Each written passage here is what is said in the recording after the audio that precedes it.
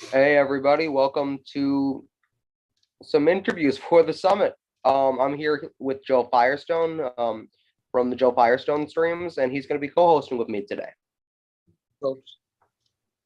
So we're going to start off by talking to our events director. So Indy, can you tell everybody a little bit about how you got involved with KRTD and how you got involved with this event and what you've been doing? Sure, absolutely. Again, I appreciate you inviting me on the stream, and we're really excited to produce this event together. About 6 months ago or so. Now, what I've done is I've built a website and a Discord server where we showcase all kinds of independent leftist content, free of corporate narrative. Shane and I had become friends through the Discord, and he told me about this media company he's building, KRTD Media. He's looking for some advisors to his organization, and could I join as an advisor to be and to bring the perspective from the left and from the independent side? And I thought that was a terrific idea, so I immediately said yes. And he told me about this event that he had planned. I thought that was terrific. So, and originally he said Shane told me that we had Mark Charles and Steph Zamorano and Shahid Buttar, and I said, wow, that's pretty incredible. Why don't we see who we can get in addition to that? And so I started reaching out to some of the folks that I cover on the left, folks like Jimmy Dore, folks like the Convo Couch, folks like Hardlens Media. And what was amazing is that every single person that we contacted and reached out to thought this was also a terrific idea and wanted to participate. And so the U.S. Solutions Summit came to be about 6 or 7 weeks ago. And I joined the KRTD Media team as the events director after joining the advisory board. We laid out a plan. We chose who our speakers were going to be. We then decided what the content and what the topics were going to be based upon who the speakers were going to be. So we wanted to choose topics that were passions of the speakers that we were bringing, but also that they were experts in.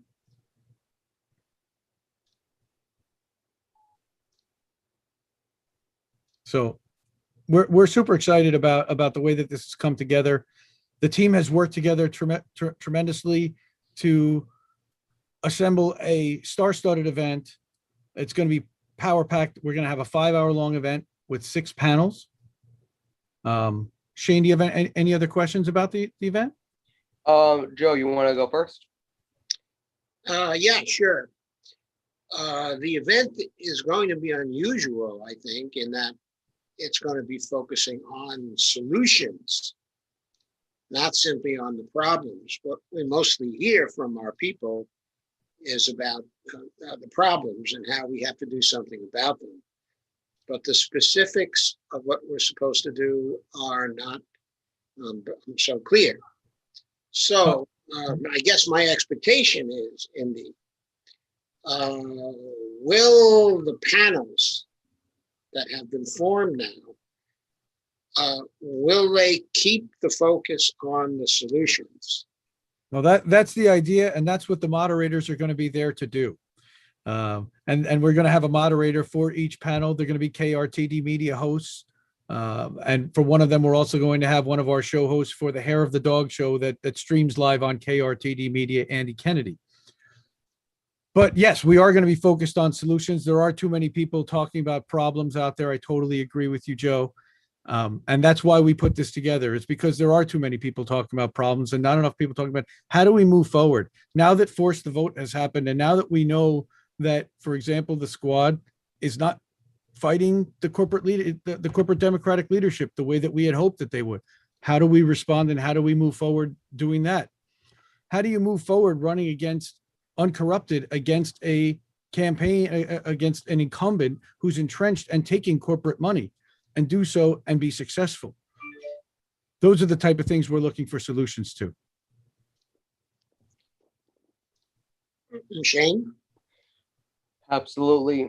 Let me ask you, which topic do you think is the most important, or do you think they're all extremely important? Where do you stand on that?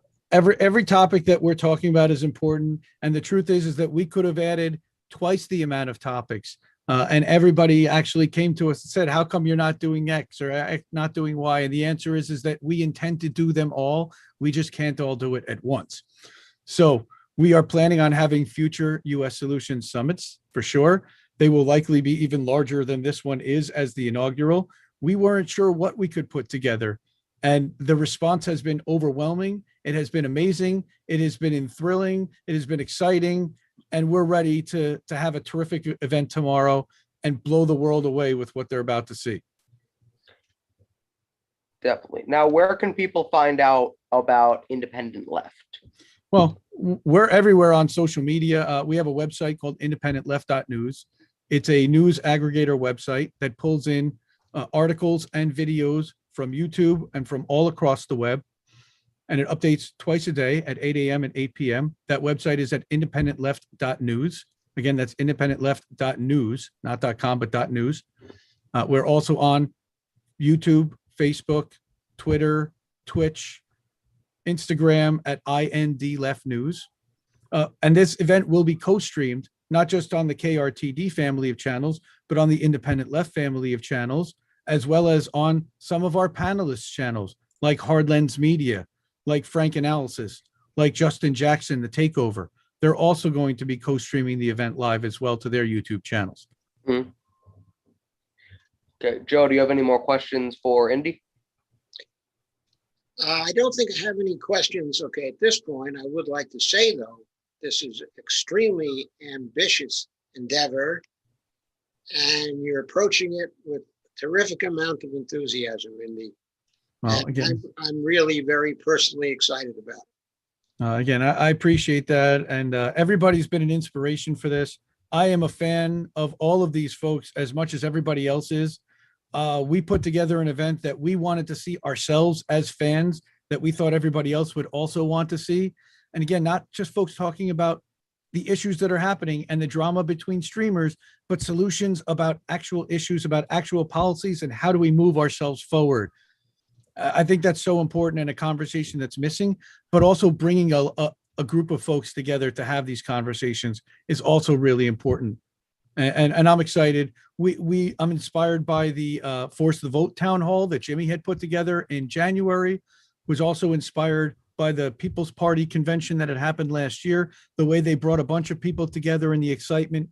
If we can recapture even a portion of that energy and eclipse it, that would exceed our wildest expectations. And the idea, again, is to bring people together. That's all we want to do here, is bring people together. Definitely. Thanks, Indy. Now let's get to our next interview. Thank you. Next, we have Howie Hawkins, the 2020 presidential nominee for the Green Party. Thanks for joining us today, Howie. Oh, thanks for having me. So you're going to be speaking tomorrow at our presidential panel with Mark Charles and Christina Tobin, who I know you're familiar with yourself. So what are you most excited about for the summit? What are you most excited to talk about? There's a couple of issues there. What are you most excited about yourself? Well, I think the exclusion of political minorities, like ethnic minorities, by our winner-take-all election system is something people have to face up to. It's political bigotry. You know, we are blamed by the spoiler problem in like presidential elections. If you go to legislative races and they're single member districts, one of the major parties is the majority, everybody else is excluded because the winner takes all. Even the members of a major party who are the minority in that district. And I think that's an issue that we have a chance to deal with now because ranked choice voting is gaining momentum. We went into the election in the fall with about 30 cities having it. Now we have over 50. We passed 5 in that election, plus the state of Alaska.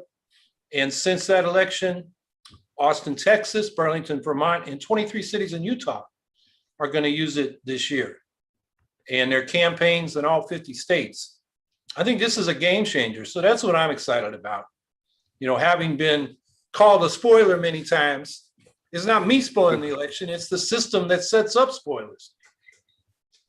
Absolutely. Joe, do you have any questions for Howie?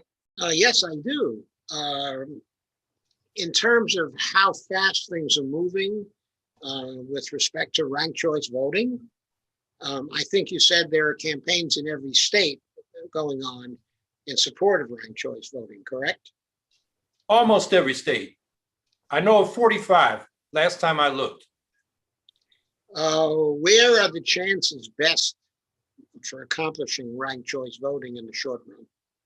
I think in the short run, at the municipal and county level, because to get a state legislature, I mean, our goal in New York is to have 500 people in each assembly district demanding it. It's going to take a while to build that kind of movement. I mean, we're smart enough to know we just can't go find a friendly legislator and put a bill in that's not even going to get out of committee. We got to have a movement so they have to pay attention to us. So that's going to take, a couple years in a lot of states, or even longer, but hopefully not longer, to move at state level. Right. In your opinion, do you think that ranked choice voting should it be for both the primaries and the general? Because I believe that right now, New York City, the mayoral election, they're doing it in the primaries, but I don't know if they're doing it in the general election, and that's something I don't think that I'm aware of. Yeah, they're not doing it in the general. That's when the Greens would run. So it's for the Democratic primary, but they didn't want competition from the Greens. They said it was a problem with the fusion ballot, which is nonsense. They had fusion on proportional ranked choice voting in New York City from 1937 to 1945, 5 council elections. We could have shown them how to do it. We could have given them the old ballots. So that was just an excuse. Yeah, we can't have partisan legislation for ranked choice voting. It just benefits the major parties. It has to be for everybody. So it should be in the primaries, it should be in the general, it should be used all across throughout the entire election. Yeah, for executive offices, those are inherently single seat. So it's called instant runoff voting. But even more important is for legislative. You got to have what they call single transferable vote in Europe. It's proportional ranked choice voting. So if you have a 9-member district, the winning threshold is 10% plus 1. So every party that gets over that 10% threshold gets a seat. And, if they get 30%, they get 3 seats. That way, everybody is included, all political viewpoints. Under winner take all, most of our districts are not competitive. Yes. Something like 95% of the congressional districts. Everybody knows we're going to win before the election even happens. Mm-hmm. With gerrymandering, the politicians pick their voters and they inherit seats. They don't earn them. So this is, I think, really crucial to opening up the political process to all political viewpoints. Yes, I certainly agree. I wonder what made them successful in Maine in getting to ranked choice voting. They had a governor elected 3 times in a row with less than 30% of the vote when they had plurality voting. And people got fed up. And, there was a campaign to get ranked choice voting, and people said, yeah, that makes a lot of sense. So they got it passed. The Republicans sued them in court. They won in court. They had to do a second referendum, but they won. And now they got it. Definitely. And Howie, I want to ask you, you participated in, I believe, the 3 or 4 free and equal debates with Christina Tobin, and I think one of those was also with Mark Charles. What was your experience participating in those debates? And what did you get from that? Well, we had 2 debates. Yeah, Mark was in the first one I was in. Okay. The second one, I don't know why he wasn't in. Maybe they had to have a certain number of ballot lines. Yeah. Well, it was interesting because you had different points of view that you weren't hearing from Biden and Trump. And we didn't agree, but we were able to get our viewpoints across and give people alternatives to think about. And how much time did you guys spend doing personal attacks on each other and interrupting every 5 minutes in your debate? We didn't do any of that. Oh. We were asked questions, we answered the questions, presented our own point of view positively. I don't think there was some disagreements. I disagreed with people, but not disagreeably. Right. I wasn't going ad hominem, like Trump would, and then Biden fell into that in those debates. So, So it was a real talk. It was a time to sit down and talk about the issues without having all this noise. Yeah, that's right. How do we get the major parties to do that, Howie? To get behind open debates or ranked choice voting or both? Well, to get behind both, but also just to stop all the ad hominems, okay, and the labeling, and the, all the nonsense that goes on in their particular debates when they should be talking about issues. Well, I think that's inherent in a two-party system because it pays to go negative. You may get mud on your hands Yes. when you throw it, but you get mud all over your opponent. And they know, their pros know that negative ads, I think something like 90% of the ads in the presidential race were negative from the major party candidates. You get a multi-party system, particularly with ranked choice voting, so you don't have the vote splitting problem, so that people are close to each other, split a vote, and the person who may be the least popular wins in a plurality. When you have that situation, you want the second and third choices of other candidates on their ballots, even if you're not their first choice. So you don't go around ad hominem attacking these other candidates. You just present your own program positively. So the incentives are very different in a multi-party democracy as opposed to a two-party duopoly. And it's not impossible to have a multi-party system. I believe Canada has more than two parties in their parliament, and the UK also has more than two parties serving in their government. Yes, and also France has a multi-party system. Germany has a multi-party system. All democracies have multi-party systems. Most democracies are multi-party. You have one-party dictatorships, and we have a two-party dictatorship, which in some ways is slicker because both parties are funded by the corporate elites, and they give us the illusion of choice. And when it comes to neoliberal austerity domestically and imperialism abroad, they have bipartisan consensus for the most part. So the alternatives just don't get heard. Definitely. I do want to ask you, one of the issues that is going to be brought up in your panel is First Nation issues. The United States always breaking treaties and then also expecting the person who they have the treaty with to keep their word after they've already broken the treaty. Say, hey, you agreed to this, we're backing out, but you're still going to keep your word. And they do this with the Native Americans. They do this all across the world too. So they do it all across the world, like with Iran. Well, we break the treaty with Iran, okay, and then we say, well, we're ready to come back, okay, and they say, well, it was you who broke the treaty, so you comply with the treaty first, and well, then we'll be willing to talk to you further. And we say, every American should be concerned about breaking treaties because in the Constitution, they're at the level of constitutional law. And if we can't honor the treaty obligations, are they going to honor our constitutional rights? And we see them eroding with all the surveillance we have, with different treatment of people charged. You have in the National Defense Authorization Act a provision where they can snatch people they consider terrorists, like a journalist who may have interviewed somebody they consider a terrorist, and disappear them without the right of counsel, habeas corpus, none of that. So that should be a concern to all of us.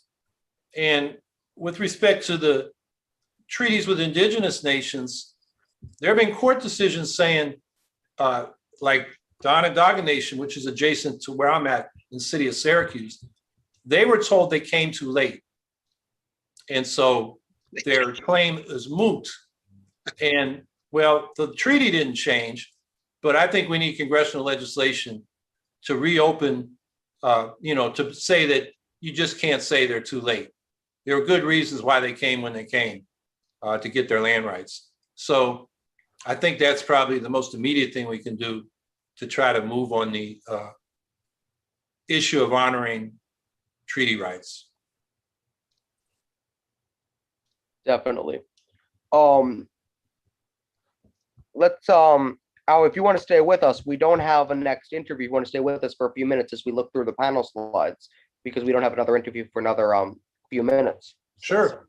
So let's let's go ahead and start showing the panel slides and how you'll stay with us as we look through this, and you can also give your thoughts on some of the other panels. So let's go ahead and do that. So you want me to comment on panel 1 here? Let me see if it's showing on stream.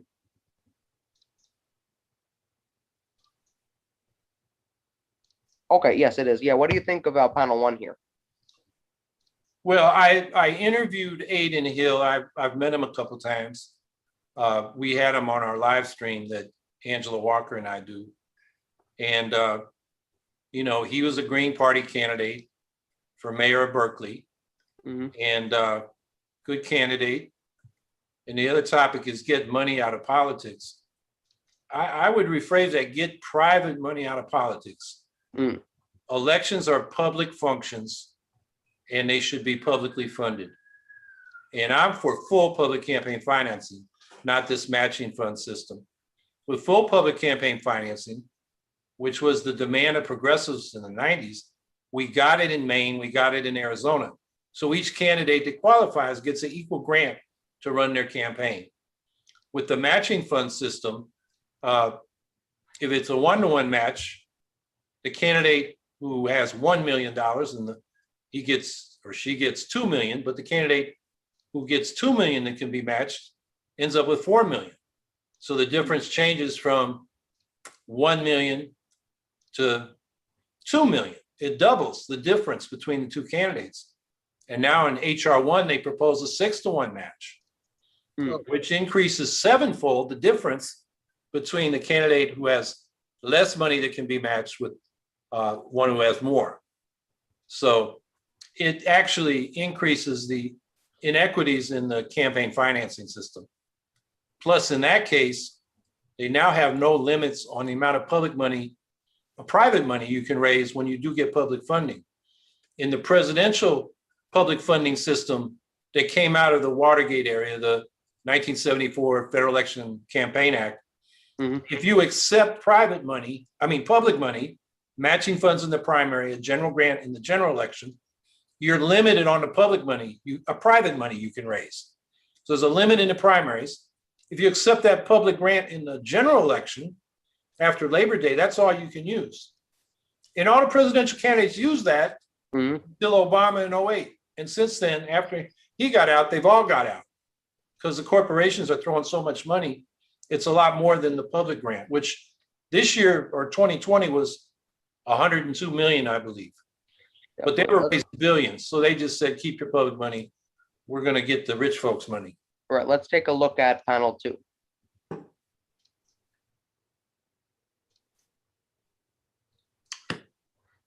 Okay, Madeleine, I know well. She's a New Jersey Green and now running for governor.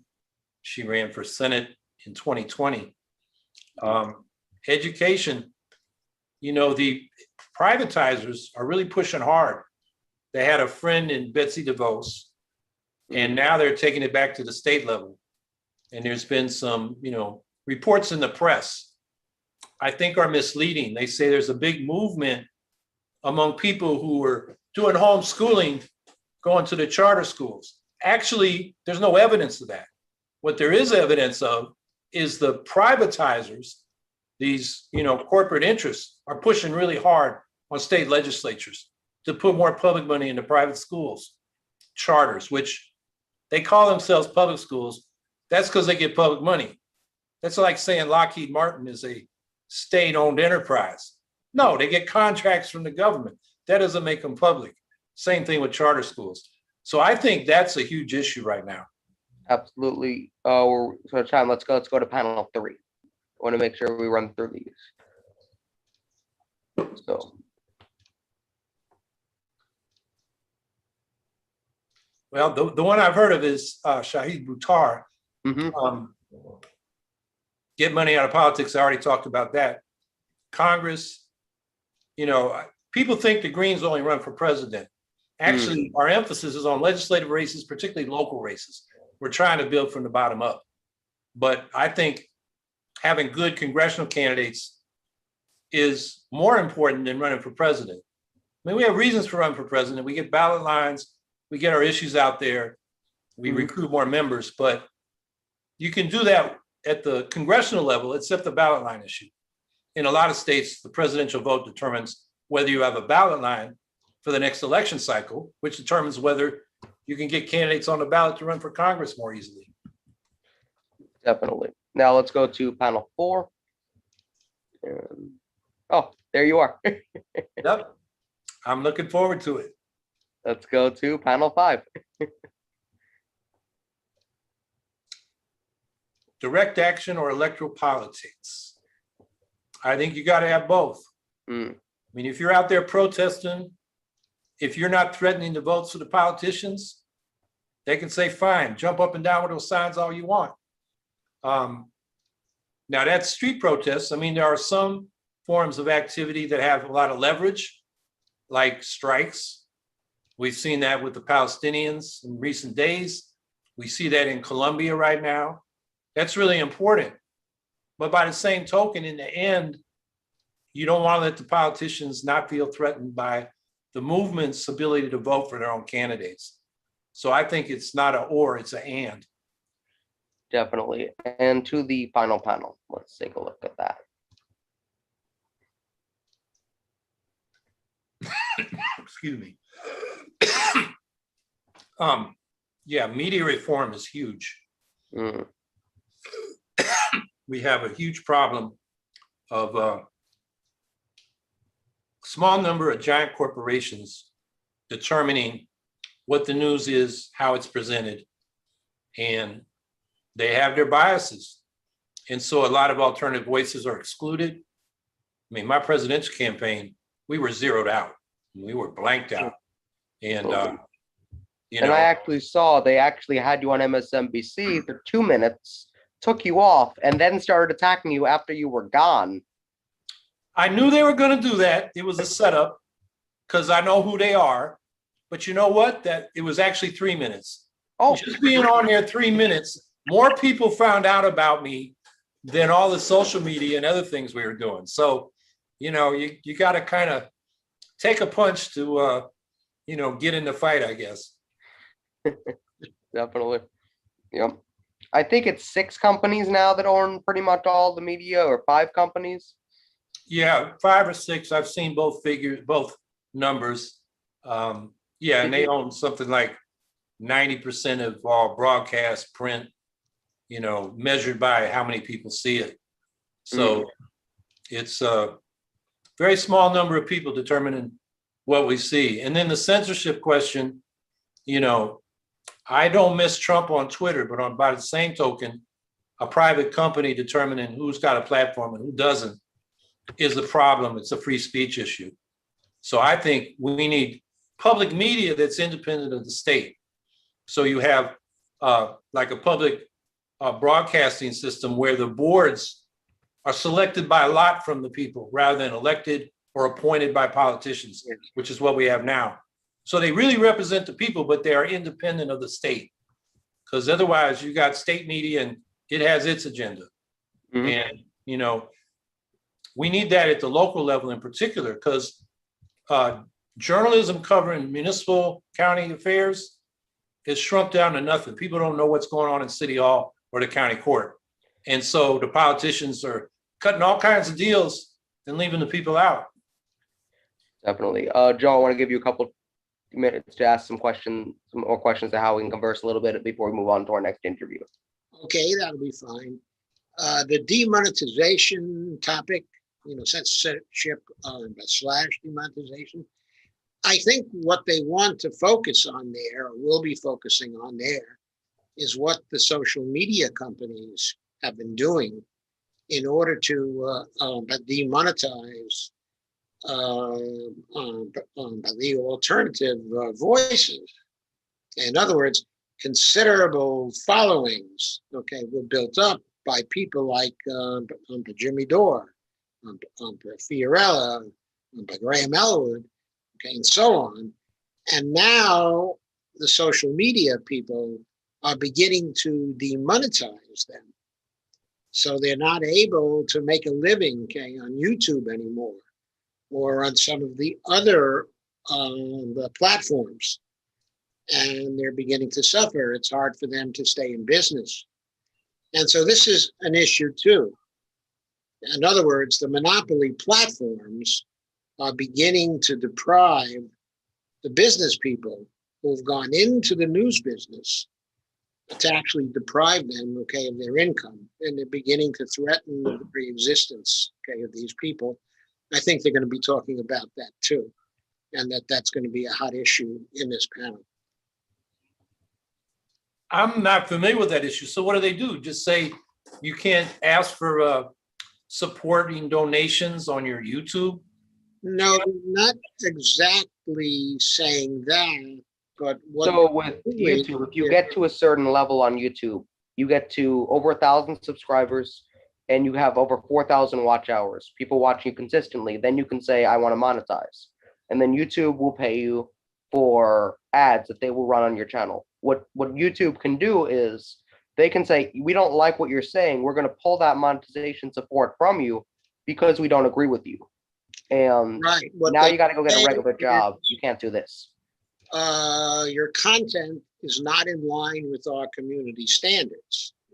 When they say it's not in line with our community standards, they demonetize you for that particular broadcast. So you no longer get your share, okay, of the ad revenue. And then they start doing that in, broadcast after broadcast, and they begin to actually censor the words of the people who are doing the live stream. Okay, I get it. They have to watch out for certain words because those words are picked up by the algorithms. So they're always inventing new ways of framing things to get around the algorithms. Exactly. And then even if it's popular, sometimes they won't show your content. They will try to hide it. It really used to be what was trending on YouTube. You used to see videos from independent media. Now you see CNN, MSNBC, Fox News, and all of them, even if they're not even at all popular with their videos. Yeah. They'll take out YouTube picks who they put in the trending now. Well, I think that's an argument for either socializing these platforms that are monopolistic, because once they reach a critical mass, everybody wants to be on them because everybody's on them. That's where all the information is. That's where all the people are. Mm-hmm. Or antitrust. So you have alternatives and maybe some combination of that. I think you have to look at each platform that is beginning to determine who has access and who doesn't, which is like, having some cop in the public square deciding who gets to speak from the soapbox and who doesn't. Right, except they're not cops, of course, or maybe I should say they're private cops. They're not public cops. Yeah. Absolutely. So we're going to go to commercial break, We're going to put up a slide and we will be back in a minute or two.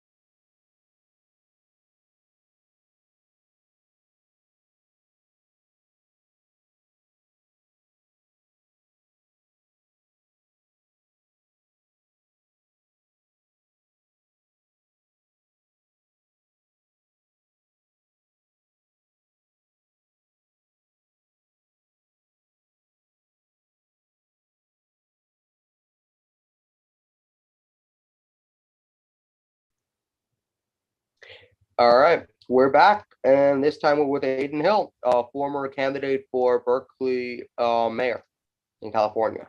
Thanks for joining us, Aiden. Pleasure to be here.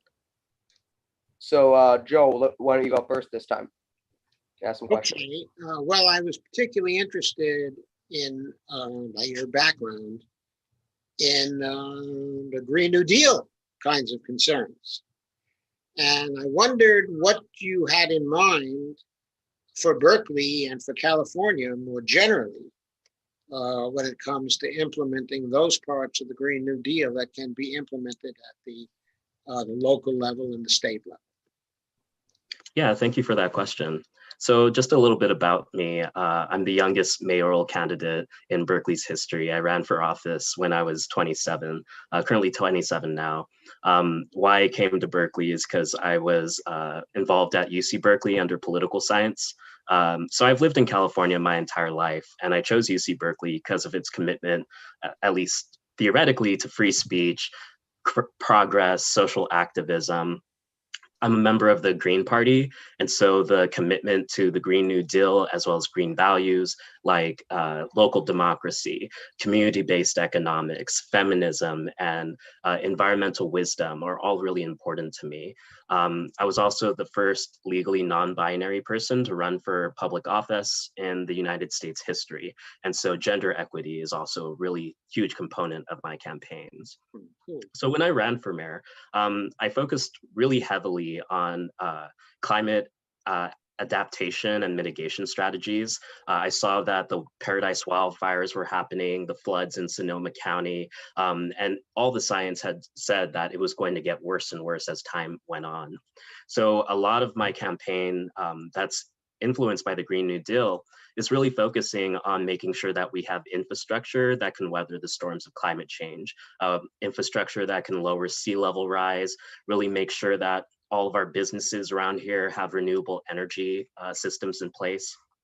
Berkeley's most carbon emission comes from traffic, and so that's excess of cars in our atmosphere. And so one thing I wanted to do was look into wind turbines off of freeways, off of major intersections, see how we can carbon capture and transfer that. Another big thing is I wanted to make sure that Berkeley's economy and transportation system went 100% green by 2035, and I would want to do it by 2025. But the really big issue there is making sure that public transportation is accessible and available for everyone.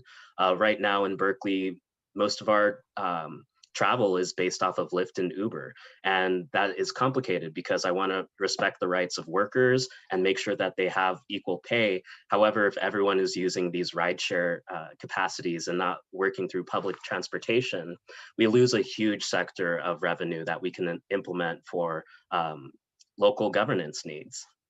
And another big thing is I wanted to make sure that community gardens was available in every single district in Berkeley to make sure that our resources are 100% organic and local farmed based by 2025. Obviously, we'll need a few more years to do that. However, it was really focused on eliminating carbon dioxide from the atmosphere, making sure we have that renewable economy set in place, and focusing on a budget that prioritizes our infrastructure. Right now, we still have streets that haven't even been fixed in Berkeley, streets that were supposed to be fixed from 2018 that we still don't even have. And it makes everything more difficult for cyclists, people who are driving, people with disabilities, and our elderly population. And so really making sure that there's institutions in place that can help them. That was a huge part of my campaign. So, yeah. Second question. In running as a Green, okay, in Berkeley, what was the degree of disadvantage that you had financially compared to the other candidates? And how can we get around that kind of disadvantage? Yeah, so if you don't run as a Democrat in Berkeley, you don't exist. They don't think that you are actually on the ballot, because what happens is most of these clubs and organizations, they're ran by members who are a part of the local Democratic clubs. So essentially, if you're a Democrat, you get access to all the endorsements. Even the California Nurses Association during a pandemic didn't even want to interview me because they were so focused on the Democratic Party, same as Sierra Club. And so how do we get around that? It has to be mass movement organizing. Green Party candidates rally around the issues that are present in their city. So for me, I'm in District 7, the University District of Berkeley. The main issue there of equity is People's Park. How do we make sure that we have a green space for our community instead of more high rises? And so me advocating on behalf of People's Park and students at the university and our needs at Telegraph Avenue, I made a huge impression on the people, but that didn't translate into voter power because the Democrats had all the money to make as many signs, banners, postcards to everyone in the district regardless. So how do we get around that? We need more people involved, more people that can see green candidates are farther left than Democrats. Right now, we're all worried about progressivism, and Biden is the standard of what a Democrat should be. But you have people running for office who are 100% pro-Palestine, 100% pro-Black Lives Matter and solidarity, and 100% workers cooperatives. And if only people saw us as a realistic choice, rather than just simply going with the status quo, I think a lot can be done really quickly. And it's that balancing act. Like, how long can you wait to get Medicare for all? Can you wait 4 more years when I get the chance to run again? Or do you want it now? I've been waiting an awful long time. Yeah, And exactly. I want So to bring something up. I've been waiting since the 1960s. My God. Yeah, and as mayor, I felt like I had really strong proposals. I wanted to budget for universal access to mental health care and to public health care, and really develop a regional bulk purchasing system for insulin, for walkers and wheelchairs, and really focusing on preventative health. But the Democrats had a simple platform. We want to save Alta Bates Hospital, and that's really all they did. But somehow that was more appealing because it was more realistic, because that candidate had more money to win an election, rather than a candidate that's willing to actually budget what little money we have as a city towards making sure people get access to health. It blows my mind, but it's systemic. You're in California. Unfortunately, Berkeley Democrats, get all the spotlight. But if I'm not mistaken, in 2020, there were 25 or 30 Greens that were actually elected in California. Some Exactly. mayors, some local leaders. Like it does happen in California. Yes, that's absolutely true. What I would makes say that Berkeley different is my question. Yeah, Berkeley's different. It's a far, far Democrat state. There was an interesting parallel between Kamala Harris being from Berkeley and then people wanting to vote for Joe Biden, Kamala Harris, simply because of that. Not everyone in Berkeley supported Bernie Sanders, for example, and Bernie Sanders just a little farther left than Joe Biden or Hillary Clinton. The majority of people here, it's kind of like in the air, because you have people in the Berkeley Hills, for example, that were completely against affirmative action. Whereas many of those other places in California, it's people of color as the base demographic. And so things like affirmative action, things like community gardens, making sure we have a park, that's the difference, I think. And it's important to notice that Berkeley is heavily getting gentrified over the last 20 years. There have been more market rate housing, an increase in homelessness, the destabilization of our local store-bought mom and pop shops being here in Berkeley in favor of things like Skydeck and Microsoft and Apple. All of these large-scale companies have come into Berkeley, and now the median household income in order to get a house in Berkeley is a couple $1 million.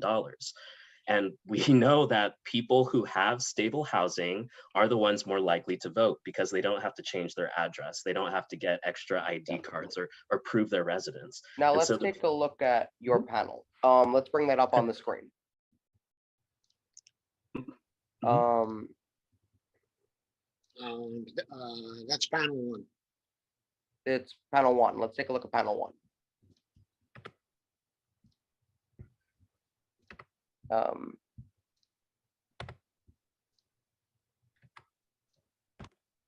There it is.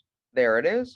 So Great you're going to photo. be on panel with Nathan Klein who ran for State Senate District 7 in Missouri, and then Carrie Barber from the Hair of the Dog Show. And you got the topics of third-party candidates and get money out of politics. Now, let's get some of your initial thoughts, on that. But don't give too much away because we want something there still for the panel. Yeah, that's something I struggle with, always giving more information. So initial thoughts on third-party candidates. If we had a true democracy, it wouldn't be an issue. People could run on whatever banner, whatever coalition they wanted to. However, we have this bipartisan system where Republicans are the bad guys, essentially, in California, and Democrats are the ones that are trying to protect all of our rights. But the reality is it's much more nuanced. There are people out there with different opinions, with stronger opinions on protecting people and the planet and preserving peace. But they're not represented by the media. And the reason why is because they're not a Democrat. And if they're not a Democrat, they don't get access to Democratic money. And so those with the most money, who are probably more towards the center, probably has this large business, probably someone who is in agriculture or in the wine industry, they get to give as much money as legally possible. In Berkeley, it's a $250 contribution, whereas we don't have those people on our side. We have the poor, we have people who are homeless, people who don't have housing or are trying to make housing payments. And so we don't get as much money as these people because the people we know don't have as much money as those people. And so just to put it short, third-party candidates, it's really hard for us because we don't have access to the same capital, the same income.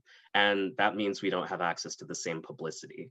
And if they don't stop us from showing up to an interview by blocking us, they'll make sure that that interview is pushed down and they'll find their own advocacy. It's hard. It's rough being green. Definitely. Okay, so we have the more general problem of getting money out of politics. And of course, we wondered what some of your ideas on that subject were. Yeah, government accountability is a really big thing. My personal opinion, I think every single candidate should have access to public money. And for every infraction that you do, you lose money in the process. And so simply by just having a collective, for lack of a better word, pot, where every candidate pulls from, it makes things much more fair and even and gives a stable playing ground for anyone, regardless of your income or if you're working or not, to access being a part of democratic governance. People tend to think that politicians are bad because of the way things are set up. But when I run for politics, I'm doing a civil service. I'm one of many people in my community who want to define how we move forward into the future.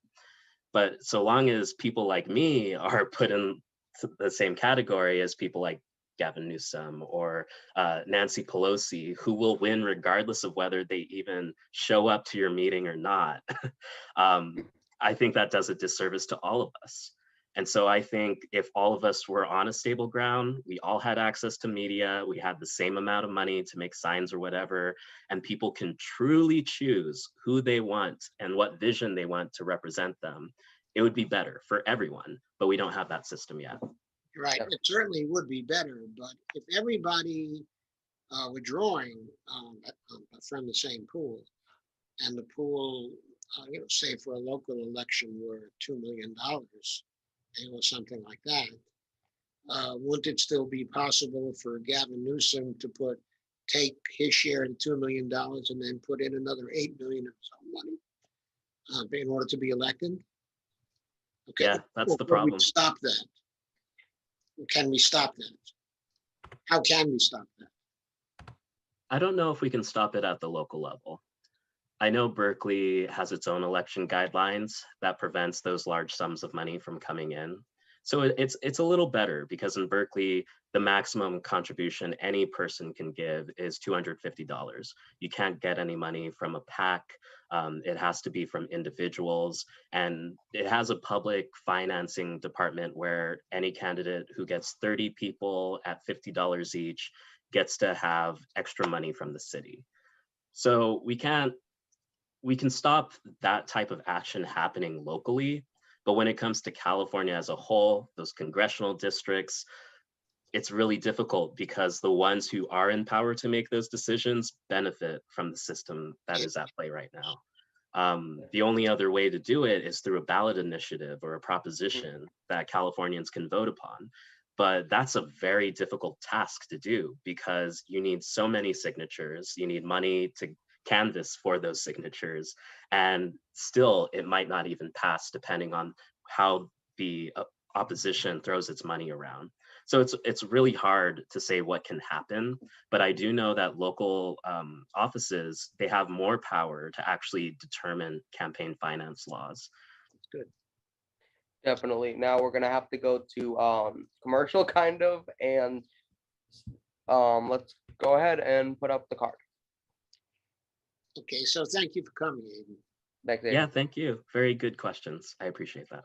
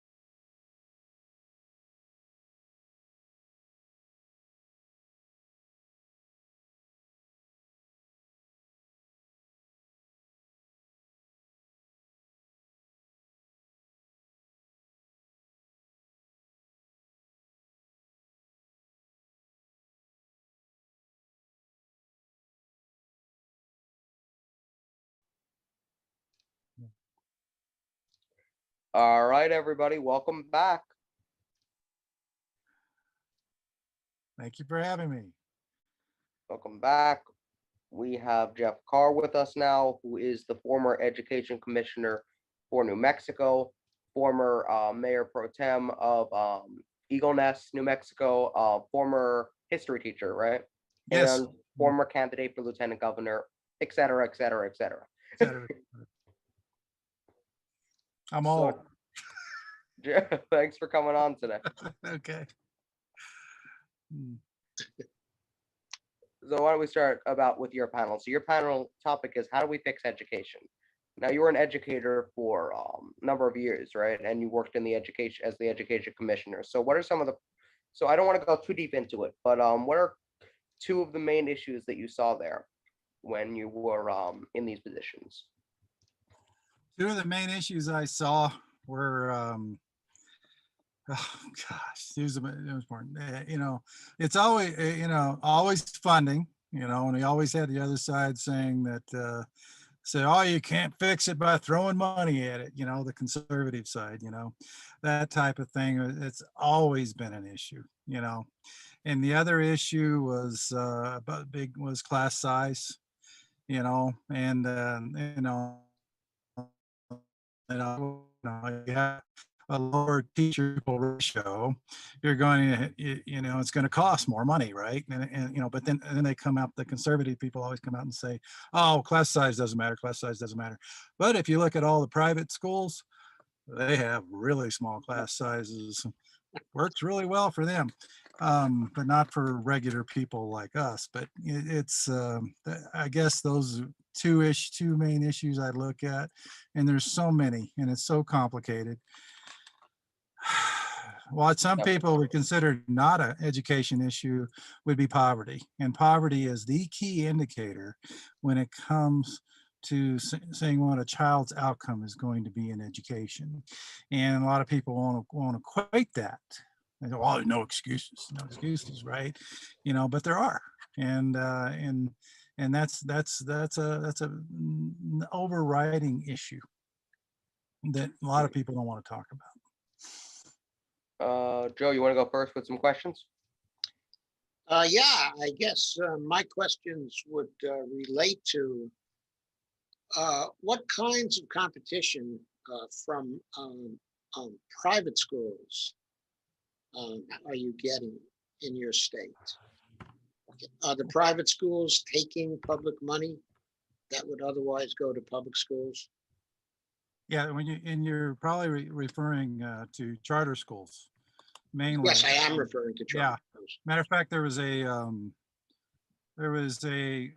religious school in not too far from where I live that actually, and they ran out of money. They were a private school they were Methodist, and they changed everything. They took the religion stuff out and everything, and we made them a charter school. But yeah, the charter schools are a big thing, and what you're getting, that's a huge, they like to say, well, we're public schools. Well, yeah, you're publicly funded, but you're privately operated because they have privately appointed boards and all those issues. And what we see is de facto segregation in those schools, meaning that, oh, we can't say we only accept certain people, but what we found in reality was they were extremely picky, and any kids of color, Native Americans, they would use some excuse to expel them and get rid of them for some way. So a lot of the schools are predominantly higher income people and white people, and so that's another huge issue, and that's nationwide. We don't allow not-for-profit, but they get around it by setting up these shell nonprofit corporations, to make a profit. For instance, Pearson's involved, K-12 Inc. Is both of those organizations are for profit, and they sell software and they make a lot of money off of these schools, and they do very poorly. So they drain the public money out of those schools through the software or other products that they sell. Yes, And then they basically take the profit right. in that way. Yeah. And so Yeah. nonprofit schools are actually profit-making schools for the private vendors who sell Yeah. to them. It's like, you know, that's the deal. You privatize everything. Education, I called it in one of the public meetings on record, the education industrial complex. Yeah. And it's all, you know, that's the neoliberal conservative bent to Yeah. to sponsor all this, and the end game is to get rid of public education altogether. Yes. How much of a cut of the state budget would you say they get? I used to know that off the top of my head. Um, you know, it's probably less than 20%. You know, but you know, That's a very that's a lot. sizable amount, though. Yeah, that's a lot of money for us, you know. And you know, we're a poor state in New Mexico. You know, we're maybe a little richer than West Virginia, but not much. You know, and the only reason we got as much money for education as we do is because of the land grant money that we've got in a permanent fund. And we've got a permanent fund that nobody wants to touch that's worth billions of dollars. And we are grabbing some of those dollars for early childhood education, but we're better off in some states because of that. But if we didn't have that, it would really be much worse than it is. And New Mexico is doing a lot of things better than, you know, not in education, but they are on top of some other things, and they are doing some things that are better than other states. But we do have a decent, the governor is pretty decent. She's still neoliberal, but she's pretty decent, and she's done some good things. She's handled the pandemic pretty darn well. So I have to give her credit for the things that she's done right, you know, much better than the governor we had before. Right. The thing I wanted to ask you is, before this entire event, a couple of weeks ago, we actually did a preliminary. You, Steph, and Madeleine actually sat down well before the panel and got to talk a little bit. What did you gain from that, and what do you think that, you know, do you think you came up with some ideas, and how do you think that'll play out at the summit now that you've already? Yeah, you know, it was good, and it's good to get to talk to the people before you're, you know, before you're actually just thrown together, you know, and so you can get together to know each other a little bit better. As Steph, I've seen her on video a lot. Madeleine, I've seen her a few times. Probably neither one of them have ever seen me before anywhere, but it's yeah, we got some good ideas and got my mind to thinking about. And you know, now one of the things I came up with, well, solutions. What are the solutions?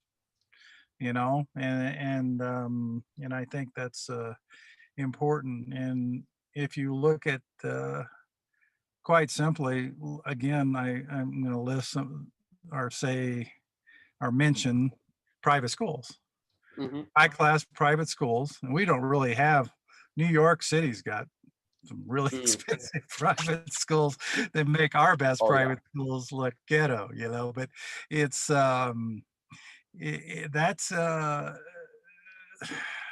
we look at that, what works for them, you know. Of course, another reason things work for them is because they're in a higher social economic group. There's not people in poverty unless they bring a few people in on scholarship or something like that. But quite typically, you've got a very sophisticated group of children in the expensive private school. And how do we get there? So there's a lot of things to go with that as well. You know, we can help balance that out with social workers, psychologists, counselors, things like that. There's lots of things that we can do. You know, like Head Start. Head Start was meant to help that sort of thing as well. But yeah, great. You know, it's always good to have. It was good to meet them, and really happy to be on with these two. Considered an honor. It's nice to meet you, Joe. I don't think we haven't talked, have we? No, we've never had a chance to talk I think so. first. How do you see the federal government, okay, is helping?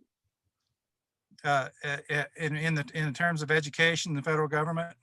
In terms of education in the New Mexico, how can the federal government help New Mexico? Yeah. Again, the federal land grant program it was freaking huge, you know, and they did all the land grant colleges. University of Missouri, I believe, was the first one. New Mexico State is University of LSU, you know, all those state colleges. So that's huge. Title I, Title II, Title III, and Title IV. Most people don't know there's anything past Title I, if they know that. Those are all federal programs that have been extremely helpful to us over the years that mainly go to poor school districts. And we need much more of that. And we need the federal government to step in to equalize things. You know, the whole scheme of keeping the federal government out of education, you know, and is maybe it seemed like a good idea at the time and worked for a while. But the federal government really needs to be much more involved. And a good, for instance, is what they did in Texas and the school board threw out that that 1619 project. I think it came out of New York City, that was talking about all the discrimination and things in history. And the conservatives, of course, always say we're brainwashing the children, you know, Yeah, our socialist communist ideas, you know. yeah, well. Yeah. We always have to cope with those things. Yeah, it's really quite funny. We're having a hard time hearing you, Jeff. What? We're having a hard time hearing you now. You having a hard time hearing me now? Oh, now we can hear you. I was probably covering up the microphone and not knowing I was doing it. I forgot what I was saying now, but it was if you give children all the information, you know, I come up there and say, hey, the Republicans think this, Democrats think this, Libertarians think this, Green Party thinks this. And if you give the kids all the information, you know, most of the time they're going to come up with their own conclusions that are Now, probably do you think different than their conservative parents. in schools, should schools say, hey, we have the Democrats and the Republicans and that's it? Or do you think they should say, you know, we got the Democrats, we got the Republicans, we have the Greens, the Libertarians, we have this, and this. This is what all of them think. Yes. And here's all 25 parties in the United States, and here's what they think. Right. Yes. And that's important, you know, and that's how I always taught. And I used to get in trouble from both sides. So if you were to teach your students, you know, if you were to say to students, Ralph Nader ran in 1990, or Ross Perot made it into the debates, would your supervisor say, hey, you shouldn't be talking about that? That's not important to history. If I had taught anywhere other than Taos, quite honestly, most of the places I taught, you know, were pretty good about that type of thing. But Rio Rancho, really conservative suburb of Albuquerque, New Mexico. Mhm. The administrators there have gotten on to teachers and even fired teachers for making any kind of political statement, even if it was just informing them of what's going on. Hey, yeah, like if you said, hey, Joe Jorgensen came in third this election cycle, they'd say, you can't say that. You don't mention anybody that a Democrat or a Republican, the two main cults in our country, right? And I was part of that cult. I think you were too. Maybe, I don't know. I know I was. Joe probably was. You know, and I'm not gonna look, because I can't look down on people who are part of that cult, because I was, you know, for a long time and too long.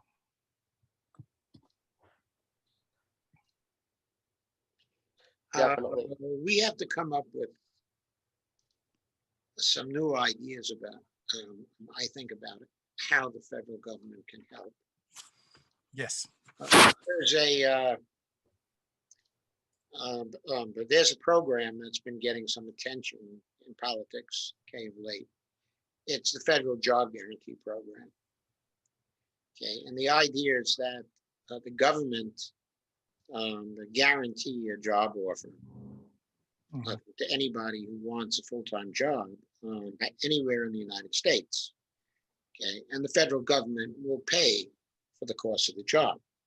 Yes. However, in these programs, local stakeholders would actually decide on what the jobs were going to be. So that's a way of continuing to have local control, but still get the federal money that's needed to do good things on a local level. Could a model like that be applied to education as well? Boy, you know, part of the problem with education is local control, and part of the problem is not enough. I mean, you know, the problem is the school board system that we have nationwide is antiquated.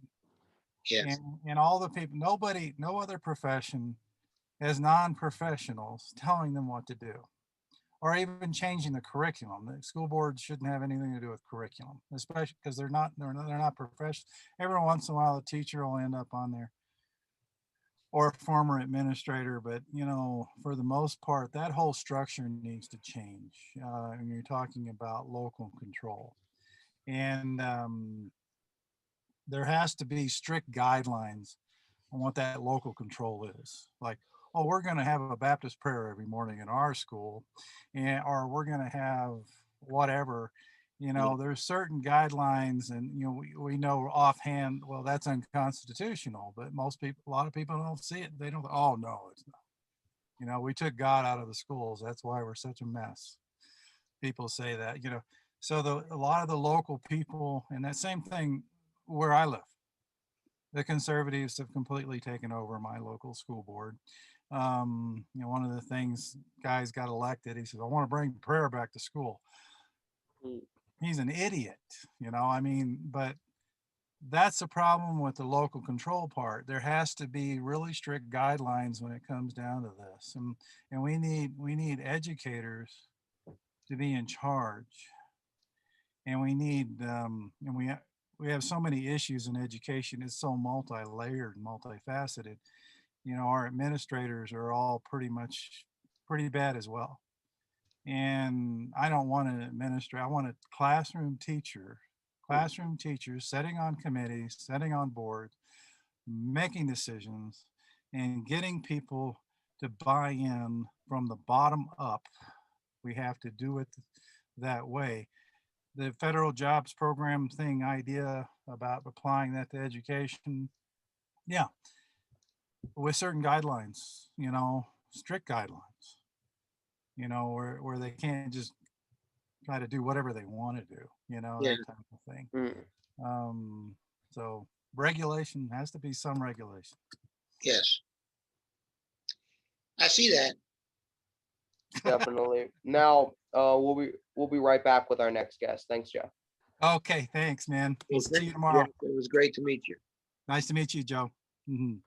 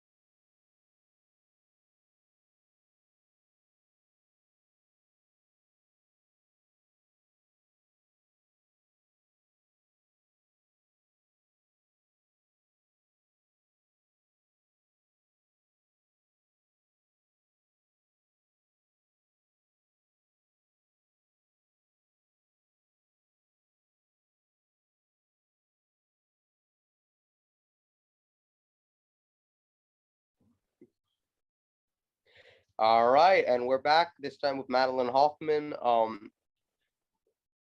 who our last panelist who we just talked to done a lot. Madeleine has run for Senate twice, run for governor once before, and is doing it again now. Ran with Ralph Nader in the 90s, former head of New Jersey Peace Action. And am I missing anything, Madeleine? I was the director of a grassroots environmental organization also from 1983 to 1998, give or take. And I've also been sort of a peace emissary, person to person peacemaker to a number of countries around the world, specifically countries that the United States has targeted for war in most cases, or is targeting for war or has, including Hiroshima and Nagasaki on the 70th anniversary of the dropping of the atomic bombs there. So that's another part of my background. But otherwise you got it just right, Shane. You got everything in that needed to be said. Definitely. So, Joe, why don't you start off with the first question? Okay, well, I guess our questions here should probably focus on the fixing education. So what kind of focus will you be taking tomorrow, Madeleine?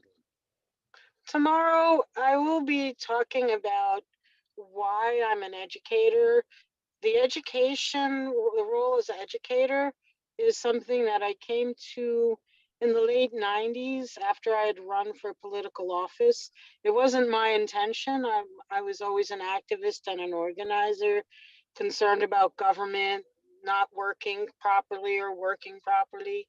But I was asked by a professor in 1997 or 98, I think 98, after I had run for governor, if I had a master's in political science or related field, and I had a master's in public administration. So he said, okay, we're going to hire you to be a professor of political science. And he taught me a lot. He was kind of a mentor for me as far as educating in a more radical way, not simply standing up in the front of a room and pontificating about this and that as a lecturer, but ways to involve students in thinking about the place that they live, thinking about participating in political discussions in the place where they live. And that's always been my philosophy, that a lot of people in this country don't know very much about how this government, the US government, is structured. And so if they don't know how it's structured, all they hear is the yelling and screaming between the Democrats and the Republicans, and they say, I don't want anything to do with it. And they turn off of politics altogether. Meanwhile, the government's making decisions that affect their lives day in and day out. So my philosophy has always been to help students find their political voices, so that they can at least speak up about things that matter to them and have that confidence that their opinion matters, even if they can't change all the decisions or influence them all. At least they have a fighting chance if they understand how the process works. And I've been teaching now since 1997, and it's a second career for me. It's all college. It was started with some environmental science, some political science, and now I teach public speaking primarily to English as second language students. And again, the idea is to empower students in a variety of different ways. And it keeps me in touch with what people are thinking. Sometimes, if you're as a politician or somebody running for political office within the Green Party or any other party, you get lost in that world, and you think everybody else thinks that way, and clearly they don't. you know, and so it's really important for me to continue to teach and to meet people. The ESL program or ESL students I meet are from all over the world, and that helps to satisfy my curiosity about different places, different cultures. And then I learn from my students all the time. I'm not just teaching. I don't, it's a two-way, it's a back and forth kind of thing. I keep my mind open, and I want to hear from students about what their experiences have been, what their countries are like, if they come from if they come from Latin America or the Middle East or Asia or wherever. Definitely. And you're right now you're an adjunct professor, and I think we're going to talk a little bit about how do you get tenure if you're an adjunct professor? Can you actually get it, or do they not want you to have it? I don't think you can get tenure as an adjunct professor. I had a chance back in the late 90s because the man who groomed me or trained me, he was very ill with cancer, and he died about a year and a half after he hired me. And he wanted me to be, you know, the director of the department. I have a master's degree, not a PhD, but I had at that point already maybe 40, almost, well, 30 years of, or 25 years plus of hands-on political experience in the state of New Jersey. And I was part of a process to be hired as a director of the department and to become tenured. But I had competition. I had a PhD from Colorado who applied. He knew nothing about New Jersey politics, nothing, but he had a PhD at the end of his name. Yeah. And so they hired him, and they said to me, well, thank you, but no thank you. And it took me a few months to get over that disappointment, because I didn't understand and this was not an Ivy League school. This was not a little Ivy League school. This was a community college, which was a very good community college. But you'd think, you know, at a community college level, the idea is to engage students and get them to become more active members of the community. So if you had 20 plus years of experience with politics in New Jersey, that would be more attractive than just a PhD from somebody from out of state, but it didn't happen. As someone who is a PhD, I have no hesitation in telling you that 20 to 25 years of experience in the politics of one of our states is worth a lot more than one PhD. A lot more. Thank you. Thank you. I wish I had heard that back in 1998, but I thought that then. I'm sure you did. But you were quite but right. The administration, well, let me back up too. The person who groomed me and trained me was a radical teacher. He had no qualms about saying he was a radical teacher or a radical educator.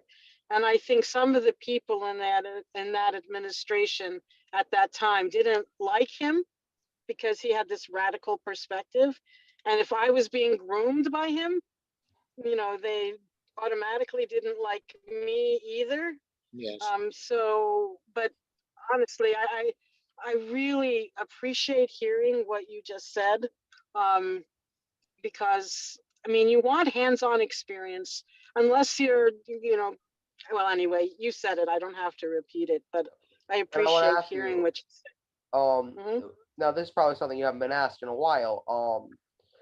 You've been running for like, you know, 40, 50, whatever it is. And was your first time running, was that with Ralph Nader, or did you run prior to that?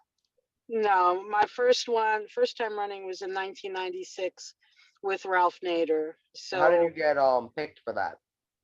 Well, it came out of the blue, in all honesty. I had a post office box I was working on environmental issues, toxic chemical pollution type environmental issues. I was working with communities and citizens groups facing pollution in their neighborhoods.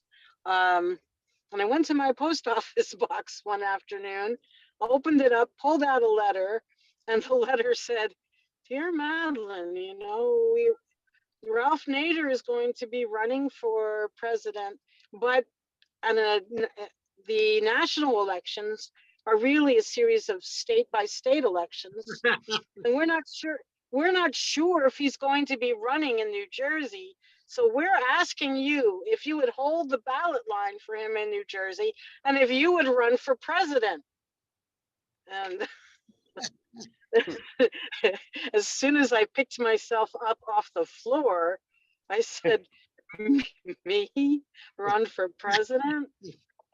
And I just, I didn't know what to make of it. And I was talking to people, and I hadn't made up my mind. About 2 weeks later, when I went back to the mailbox, opened it up, and there was another letter in there, and it said, "Dear Madeleine," and that letter was from the Green Party of New Jersey, by the way.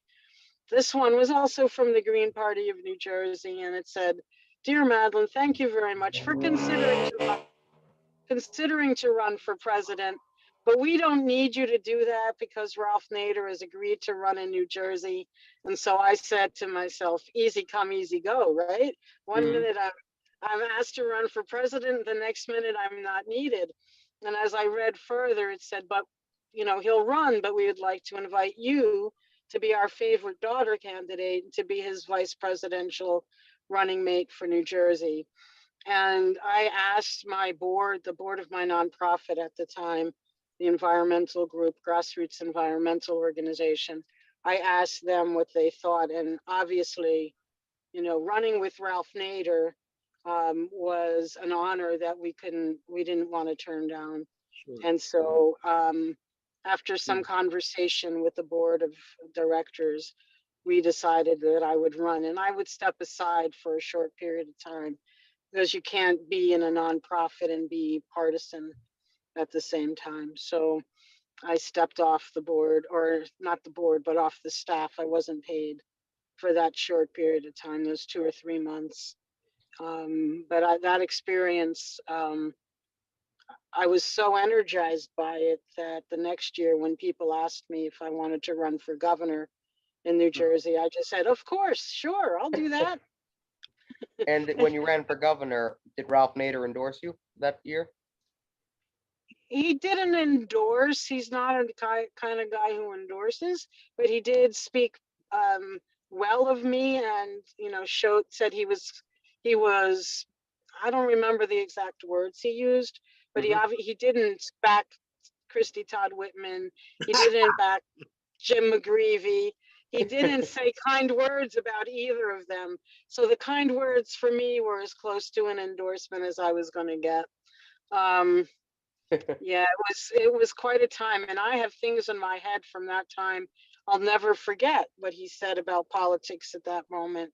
And a lot of what he said, they influence my teaching, the way I approach a student, and it also influences my politics and the way I look at the two-party, quote unquote, two-party system, the duopoly or the one party with two corporate heads, as he would call it.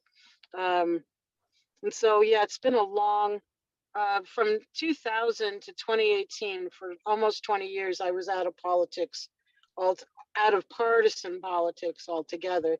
I was the director of the nonprofit peace organization, and they didn't want me anywhere near the Green Party, nowhere near it. So I backed off for 18 years, and I thought I was out of politics until 2018.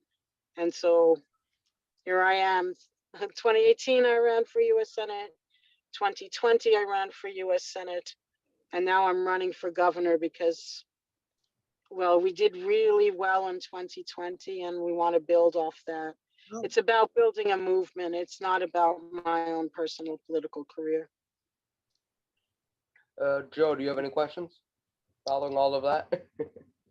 Yes, I guess I do have questions, and the questions are more Okay. about what would you do to fix education in New Jersey? That's a big, big question, but I would move us away from the charter school and back to public school, public schools. I mean, one of my opponents, Cory Booker, when I ran for Senate in 2020, when he was mayor of Newark, he moved away from public schools to charter schools. I would, for Newark, but I would want to make that a statewide deal, that the public schools need to be improved. The funding for public schools can't be dependent on property taxes, because people are going to squawk about seeing their taxes being used to subsidize schools in a less affluent neighborhood, for example. So I would call for either corporate tax, more corporate taxes, or a wealth tax on the 0.01%, and deep cuts in the military budget. I know that's a federal issue, but as governor, I could speak out for that, because Sure. if we cut the military budget by half, we have $370 billion freed up. I mean, right now, our federal tax dollars, 6 cents on every dollar goes to education, while almost 60 cents goes to the military. So we have to reprioritize education. We have to cancel student debt. We have to make college tuition free. We have to equalize educational opportunities, but take the burden of that off the back of property owners. No, so it's not the property tax that funds it. It's money coming from other sources. And then there's standardized testing that has shifted education away from education and toward teaching to a test. I feel we'd have to roll that back. And we make education about learning. I'm still a student. I'm a student of a lot of things, and I'm in my 60s, but so I think that idea of learning from each other and learning from the community, I think that has to be put back into education. I would change the voting age to 16. Definitely. And by doing that, people say to me, well, why would you do that? People aren't old enough. They don't know. Yes, they are. At 16, a lot of 16-year-olds are very wise. And I remember when my parents were alive, they talked about civics classes when they were going to school in the 30s and in the 30s and maybe the 40s, but mostly the 30s. If people at the age of 16 were going to vote, then high schools, middle schools, the curriculum would have to shift in order to prepare students. They would get for that. educated in civics. Exactly. Not as Ralph Nader said, and this was back in '96, he said, our kids are growing up corporate, not civic. Yes. So they know what Nike is, they know what, I don't know what who some of the celebrities are. Beavis and Butthead, that's dating me, that's a long time ago.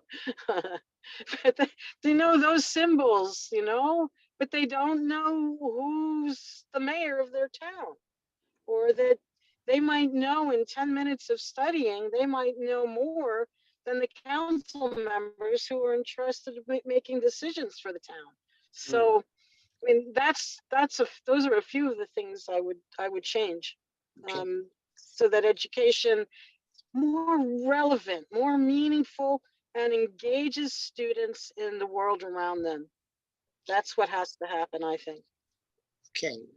Since the federal government is the currency issuer and not the currency user, state governments are, okay, and businesses are, and we are, shouldn't the federal government be funding education even at the state Yes. level and local level? yes, in some ways, the dollars would be there. Or, if it's tuition free, for example, tuition free college. I've taught at community colleges almost all of my college career. And I had a student in one of my classes walk into the classroom and say she had no interest in political science. I was teaching American government at that time. Halfway through the semester, she was so excited, making all kinds of connections, learning about political science and understanding it. And then just before the end of the semester, she said, "I'm so sorry, Professor Hoffman, but I can't afford to keep going here." And that crushed me, because she went from somebody who said she had no interest to somebody who did. And then she was blocked from continuing to follow what had started to become a passion for her. And I used to talk about how if the federal government gave more money to the states for education, the states could give more money to the counties. And this was a county college. So if the counties got more money to fund their county colleges, then the tuition would be lower. Of course, but also the federal government could just create a revenue sharing program. True. That was based, on need, with a number of variables defining the need, including, of course, the population size for the various states, or areas, but also need but could be related to housing indicators, and to poverty indicators, of various kinds, and that True. affect the splitting up of the federal funds. Of course. We used to have the revenue sharing programs that were quite important back in the 1960s and 1970s. And then the Republicans and the neoliberals began to get away from them over Yes. the years. And now we have hardly any revenue sharing programs left. And it's to our detriment. To our- So many people who are blocked from getting the kind of education that they want and deserve. And we're losing a gold mine there. We're losing a lot of really smart, creative people. We're losing their input into where we're headed. And I think that's a big problem, definitely. Yes, it's part of losing our democracy, isn't it? Good point. Good point. And we'll be right back with our next guest. Thanks for coming on, Madeleine. But thank My you. pleasure. Madeleine. It was a pleasure to meet you. Likewise, and thank you for all your thought-provoking questions. Oh, well, thank you for your thought-provoking answers. All right. We'll see you at the summit tomorrow. Okay, bye. Bye-bye.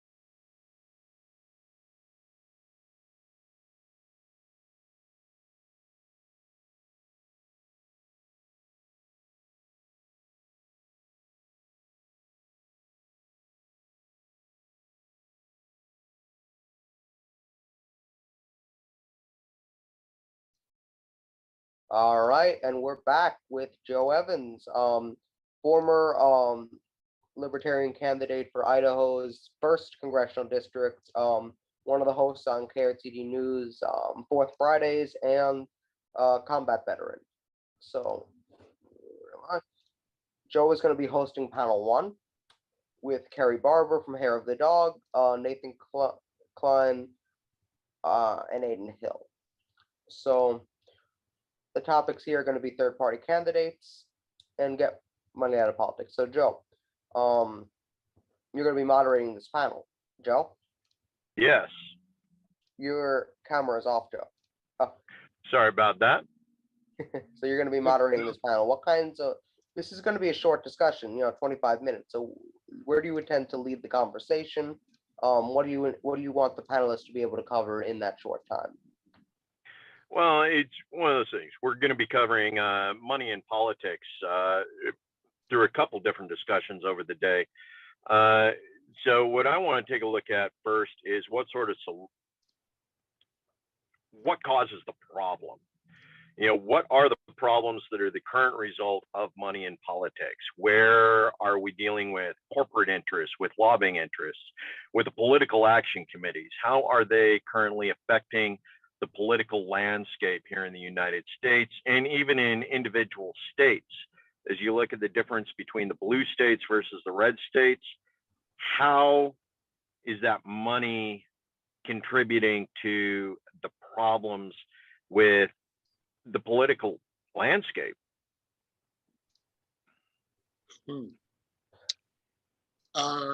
So is it going to be your focus, Joe? Okay, my name is Joe too. I'm Joe. Okay, so is your focus going to be on the problems and how the problems impact, okay, the political system, okay, in general? Okay, and is it your hope that the people in panel 3 will focus on the solutions, or primarily on the solutions? I mean, that's the logical progression. You start by identifying what the problem is.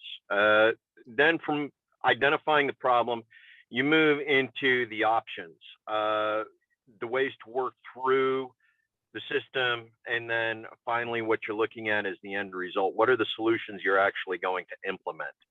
Because like in panel 1, which is going to be my discussion, we could be looking at how does corporate interests influence either the national or even the state level. You see corporate interests, even the local level. Even the local level. Yeah. But you see a different kind of influence at each of the levels. Local level, you're usually seeing real estate development that influences city. Yeah. As you start looking at state level, you're looking at state level industries or even national industries, such as what ALEC has done across the United States, trying to create uniformity in state codes as far as corporate interests go. You also take a look at what big tech has done in California, what big ag has done in a number of different states, the way big oil has taken over North Dakota. You take a look at those state influences. And then again, you take a look at how the national level, you have all of these influences that are currently injected into the scene, trying to influence nationally how those bigger scenes affect even downstream, because we all know nothing happens at the state level without approval from national level. So you start building, you start taking a look at what's happening at the state level to create consistency across the states in order to justify a consistent rule coming through Congress. And you start looking at all of these big organizations. Take, for instance, right now, one of my big issues is marijuana legalization in the state of Idaho. We're one of 2 or 3 states where it is still illegal for even medical use here. Technically, even CBD with any THC content above 0.03% is illegal in this state. So we start taking a look at what industries, what organizations have been resisting that, and not just in Idaho, but across the nation. Yeah. So you start looking at Idaho. One of our senators is actually on the Senate Banking Committee. As a result, he's been able to influence the fact that marijuana dispensaries have not been able to use the national banking system in order to work there. And Oh, wow. right, that's the power that Idaho, this little 4-person delegation to Congress, has been able to have. And a lot of that is because this national money comes into Idaho and guarantees that this individual who sits on the Senate Banking Committee continues to sit on the Senate Banking Committee. Oh, wow. You know, but this is some of the problems that we look at. So what I want to focus on in the first 25 minutes is how has money in politics continued to contribute to the current issues? You know, and that'll give individuals in the second and the third to actually take a look at, you know, what different ways, how can you approach it, you know, at the state level, at the national level, and even the local level, again, where we're working with developers in city level government. Definitely. It would be panel 3 where this issue is brought up again. So by the time Yes. we get from panel 1 to panel 3, you're hoping that some of the problems will be identified, which will help panel 3 facilitate some solutions in their longer time period. Yes. So who's going to be the moderator of panel 3? The moderator in panel 3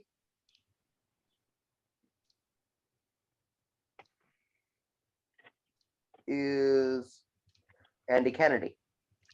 Andy Kennedy. So probably Andy Kennedy and Joe Evans should be doing a little talking maybe about how to facilitate the flow between what comes out of panel 1 and what goes into panel and what comes out of panel 3. Oh, definitely.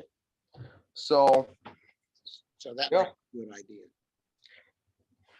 idea. Joe, do you want to tell everybody a little bit about we kind of did that with Madeleine and we did it with a couple of people, so we get a little bit of background on yourself so people can get to know you as a moderator a little bit.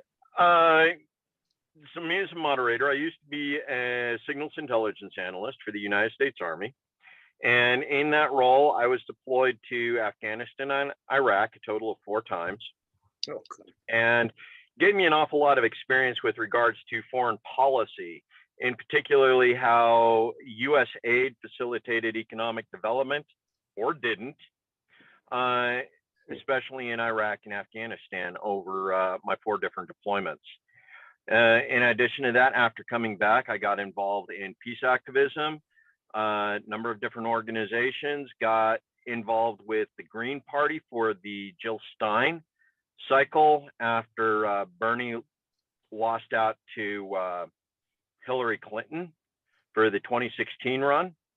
And following that, around 2018, because of the lack of a Green Party presence in the state of Idaho, I got involved with the peace activism and libertarian organizations here in the state of Idaho and actually ran as a libertarian candidate in 2018 for a state seat and ran again in 2020 for first congressional district. In that time, I've been able to take a look at the libertarian platform and become fairly familiar with it, and identified an awful lot with a lot of the concepts of decentralization of government, the reduction of power in the federal center in Washington, D.C., and being able to return a certain amount of control, not just to the state governments, but actually clear down to the local governments, where we allow cities and municipalities to have greater influence over their community development. And that's been my big message for going on about 4 years now. But that's also a very big thing for Green Party people, isn't it? Oh, absolutely. And that's one of the reasons why it made the transition into running for a congressional seat from being a Green into the Libertarian, is because the left Libertarian and the right Libertarian basically have a lot of very similar principles when it comes to federalization, as in, don't do it. Both the Green Party and the Libertarian Party believe in the decentralization and allowing individual communities control over what goes on. Now, where you start running into the difference of opinion between left and right libertarian, or the Green Party and the Libertarian Party, comes down to once you're at the municipal level. You know, how do you organize the collective or the non-collective in order to maintain the communication? If you run true libertarian, true center libertarian, ultimately you don't care. Each community is allowed to develop its own economic system, its own social care system, its own manner of communication, in a lot of ways, its own culture. As long as they are, you know, the libertarians like to use the non-aggression pact, the NAP, non-aggression principle. And then as long as you do what you want to do over there and don't interfere with the way we do things over here, we can continue to cooperate and agree. You know, which is ultimately what we all want. You know, we want. For example, let's say California wants, you know, California wants to do a universal healthcare system, and then Idaho wants to do a different healthcare system, and then Correct. all the states say, hey, I want to do this one, I want to do this one, I want to do this one, and I want to do this one.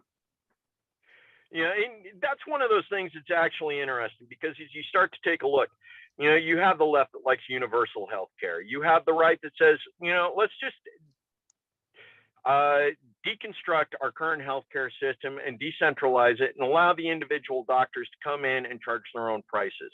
Allow the market to decide, create a free market healthcare system without the influence of government and so on. And when you start looking at certain mutualist practices, somewhere in between, the idea says, great, let's all try our own experiment. Okay, you can do universal health care over there, you can do the free market health care over there, and let's see which one creates the greatest success for the community. Yeah, and then from there we can look and say, it's working for California, let's go ahead and adopt it in Idaho. Or we look at Idaho and go, you know what, the free market's actually doing a better job than what California is doing with universal health care. Maybe free market's the way California should go. You know, but this allows us to do the mutual aid and support, because as we go through, not all the experiments are going to be successful. Some will be more successful than we anticipated. But the idea is decentralized so that each community can help contribute to the best of class and the best of lessons learned, you know, without this federal oversight that's creating this mishmash of things that just don't work for anybody. Look,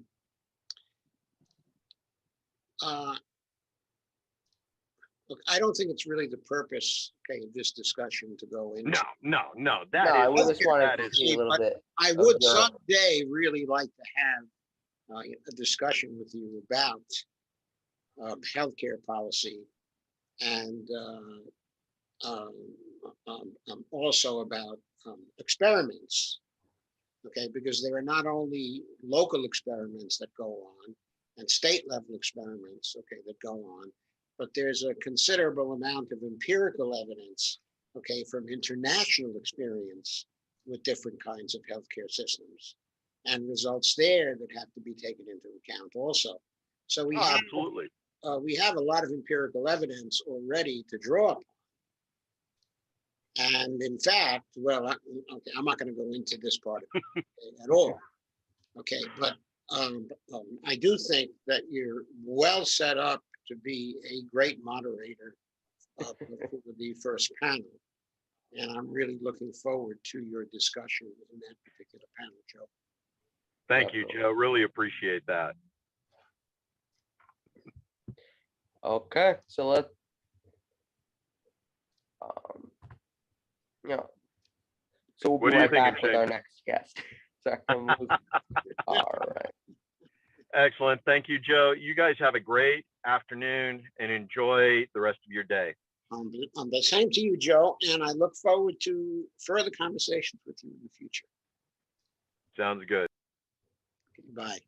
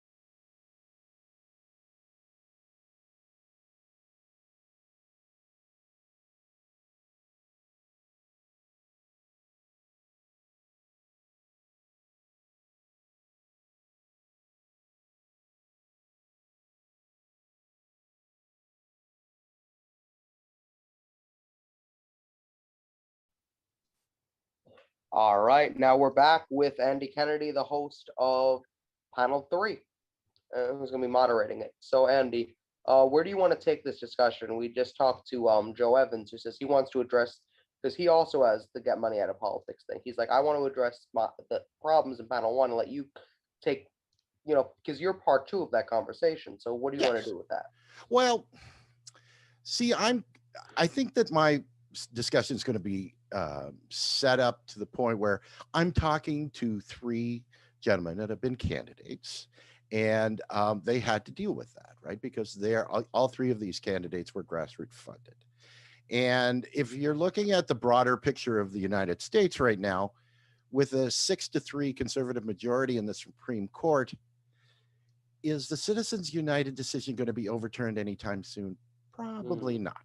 So then what do you do if you're going to run? How do you approach it?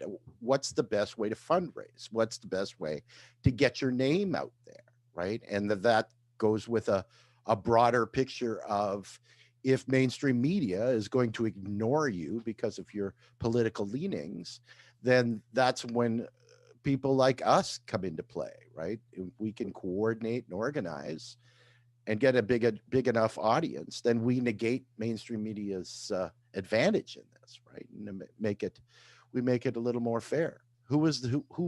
Which politician had the most money raised in the history of United States politics? The one candidate in the last election that didn't take any corporate money. How'd that work?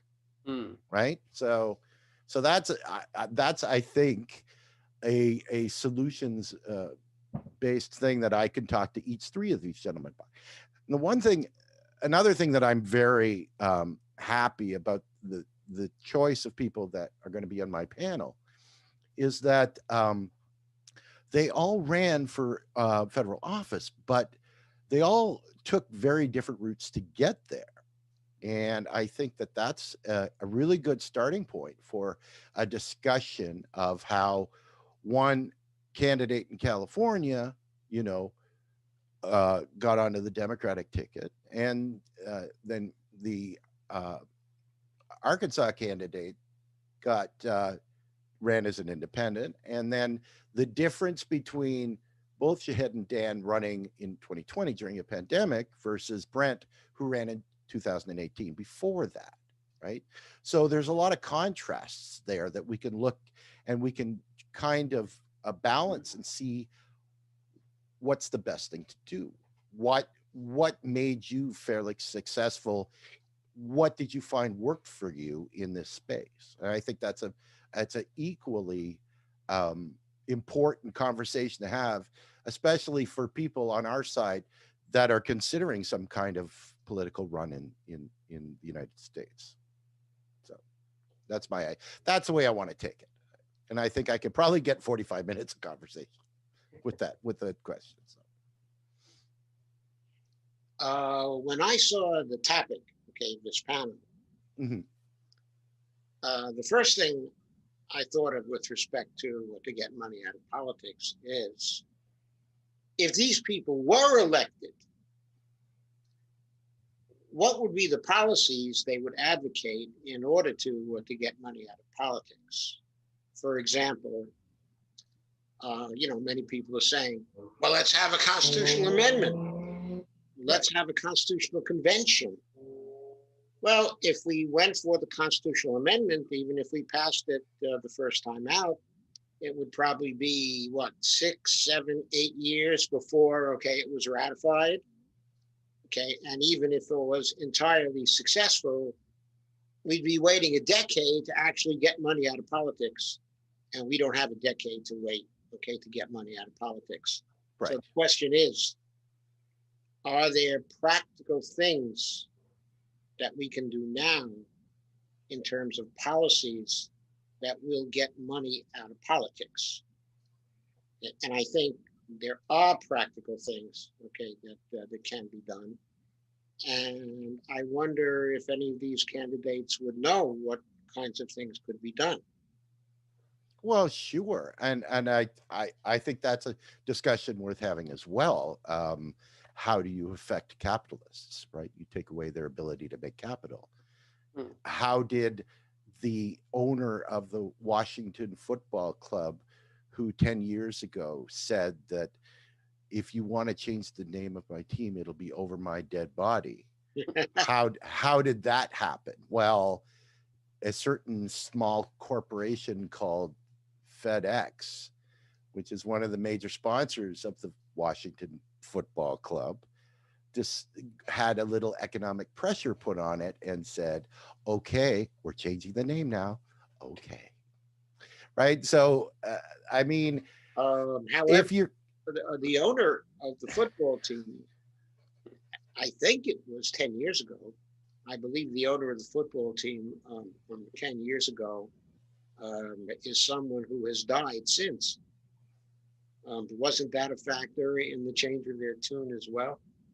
I'm not sure if how when that actually, what the timeline of that was. Yeah, I'm not entirely sure. Right. It may have caused his death, you know. He was certainly alive maybe 20 years ago. Yeah, well, maybe it came true, you know. He Over My Dead Body. Okay, good. We can change it However, now. what I was thinking of though specifically is what can be done in the short run to make campaign finance legislation basically to protect it from the Supreme Court. Right. It's that issue that I thought might be worth focusing upon in this panel, whether any of the candidates had any ideas about that. Sure. Yeah, absolutely. And I've had discussions, like we've had previous discussions with both Dan and Shahid. I've not met Brent. Looking forward to talking to him tomorrow, but certainly both are learned gentlemen with some great fresh ideas, and I'm sure that they would have some nice innovative opinions about those things. Certainly. Yeah, I'm really looking forward to this discussion. I think that especially Shahid with running in a place where he was basically ignored, right? Probably one of the single most first-time candidates that possibly could have been the most effective, quote unquote, progressive congressperson, and he was completely ignored to the extent of Pelosi's office even ignoring his call for a debate, that they were so fearful of talking to him. Very thoughtful gentleman. I'm very looking forward to hearing his opinions on a number of No. And then after they ignored him, they created a fake scandal. Yes. In case there were some people who were not ignoring him. So one of the things I wanted to bring up is you're talking a little bit about running against an entrenched incumbent, Pelosi, or I guess in Dan's case, Tom Cotton. Although Brent didn't actually run against an entrenched incumbent, he was running for an open seat. So that part of the discussion I'm not sure where Brent will fit into that part of your discussion. Right. And I'm not sure because I don't know because it was 18. I'll have to dig into it. Yeah, it was 2018. Because if it's coming up in because I'm not sure what even happened in 2020 in his specific right, there was no specific incumbent. district. It was an open primary. So right. for him, it And was from a what I different- understand, he came very close to winning as well. Mhm. Right. Yes, he did come fairly close to winning, but he was running against Sharice Davids, Right. who's a Native American, and they ran, the identity politics shtick against him. Right. Okay, he was running as a Sanders Democrat. Yes, and I believe in 16 he was actually part of the Bernie Sanders brain trust, was he not? I don't recall that, whether he was in 2016, but Bernie went down there in 2018 to campaign for him. Right. And Ocasio-Cortez also went down there to campaign for him. Okay? And they had just a wonderful campaign event for him as well. I mean, they had the house really rocking down there, but at that point. Right. And it looked like that he had a really good chance to win the primary. But something funny happened on election night. He was leading until about 9:30 or so, having a substantial lead. And there was no reason to believe that things were going to change as certain other parts of the district that came in. Suddenly, the count was frozen, and there was no news for about an hour and a half. And when the hour and a half was over, suddenly Sharice Davids was in the lead. And she stayed in that lead. And to this day, I don't know if anybody investigated that, but to me, it smelled to high heaven. I was watching that race in 2018 very, very carefully. And boy, I just had the feeling there was machine rigging in that race. And I'm not sure that it was by the Democrats, because a similar thing happened in the Republican contest for governor. And I don't know how this would have happened, but the rigging in Kansas might have taken place in such a way that it impacted his race. Right. The fraction magic that they, sometimes use might specifically have hurt him. I don't know whether they intended to hurt him or not, but I kind of suspect that's what happened. It might very well that the answer to your questions, Joe, might be in Hillary's emails.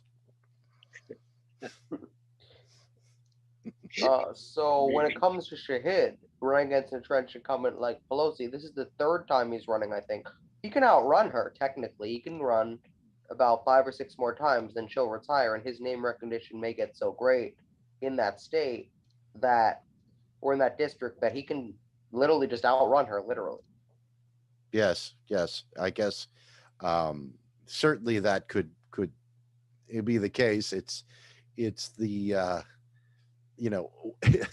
the psychological effect of running and losing that that might be something that might take its toll after a while. But what I know of Shahid, his virtuous guy and running for the right reasons, not the wrong ones. So it'll certainly be interesting. I find, that the minute that you get a little bit of name recognition, it certainly increases your chances exponentially. And we've seen that on a number of different fronts. So who knows? I think that a lot of getting the word out per se, falls on us, right? I mean, we're the voice of indie media, and we've got to find a way to fight the algorithms and get our voices out there as a cohesive unit. That's a lot of the key, right? I've talked to personally with Jordan Sheridan and Fiorella and Craig, and they're just getting a beat down by the different platforms.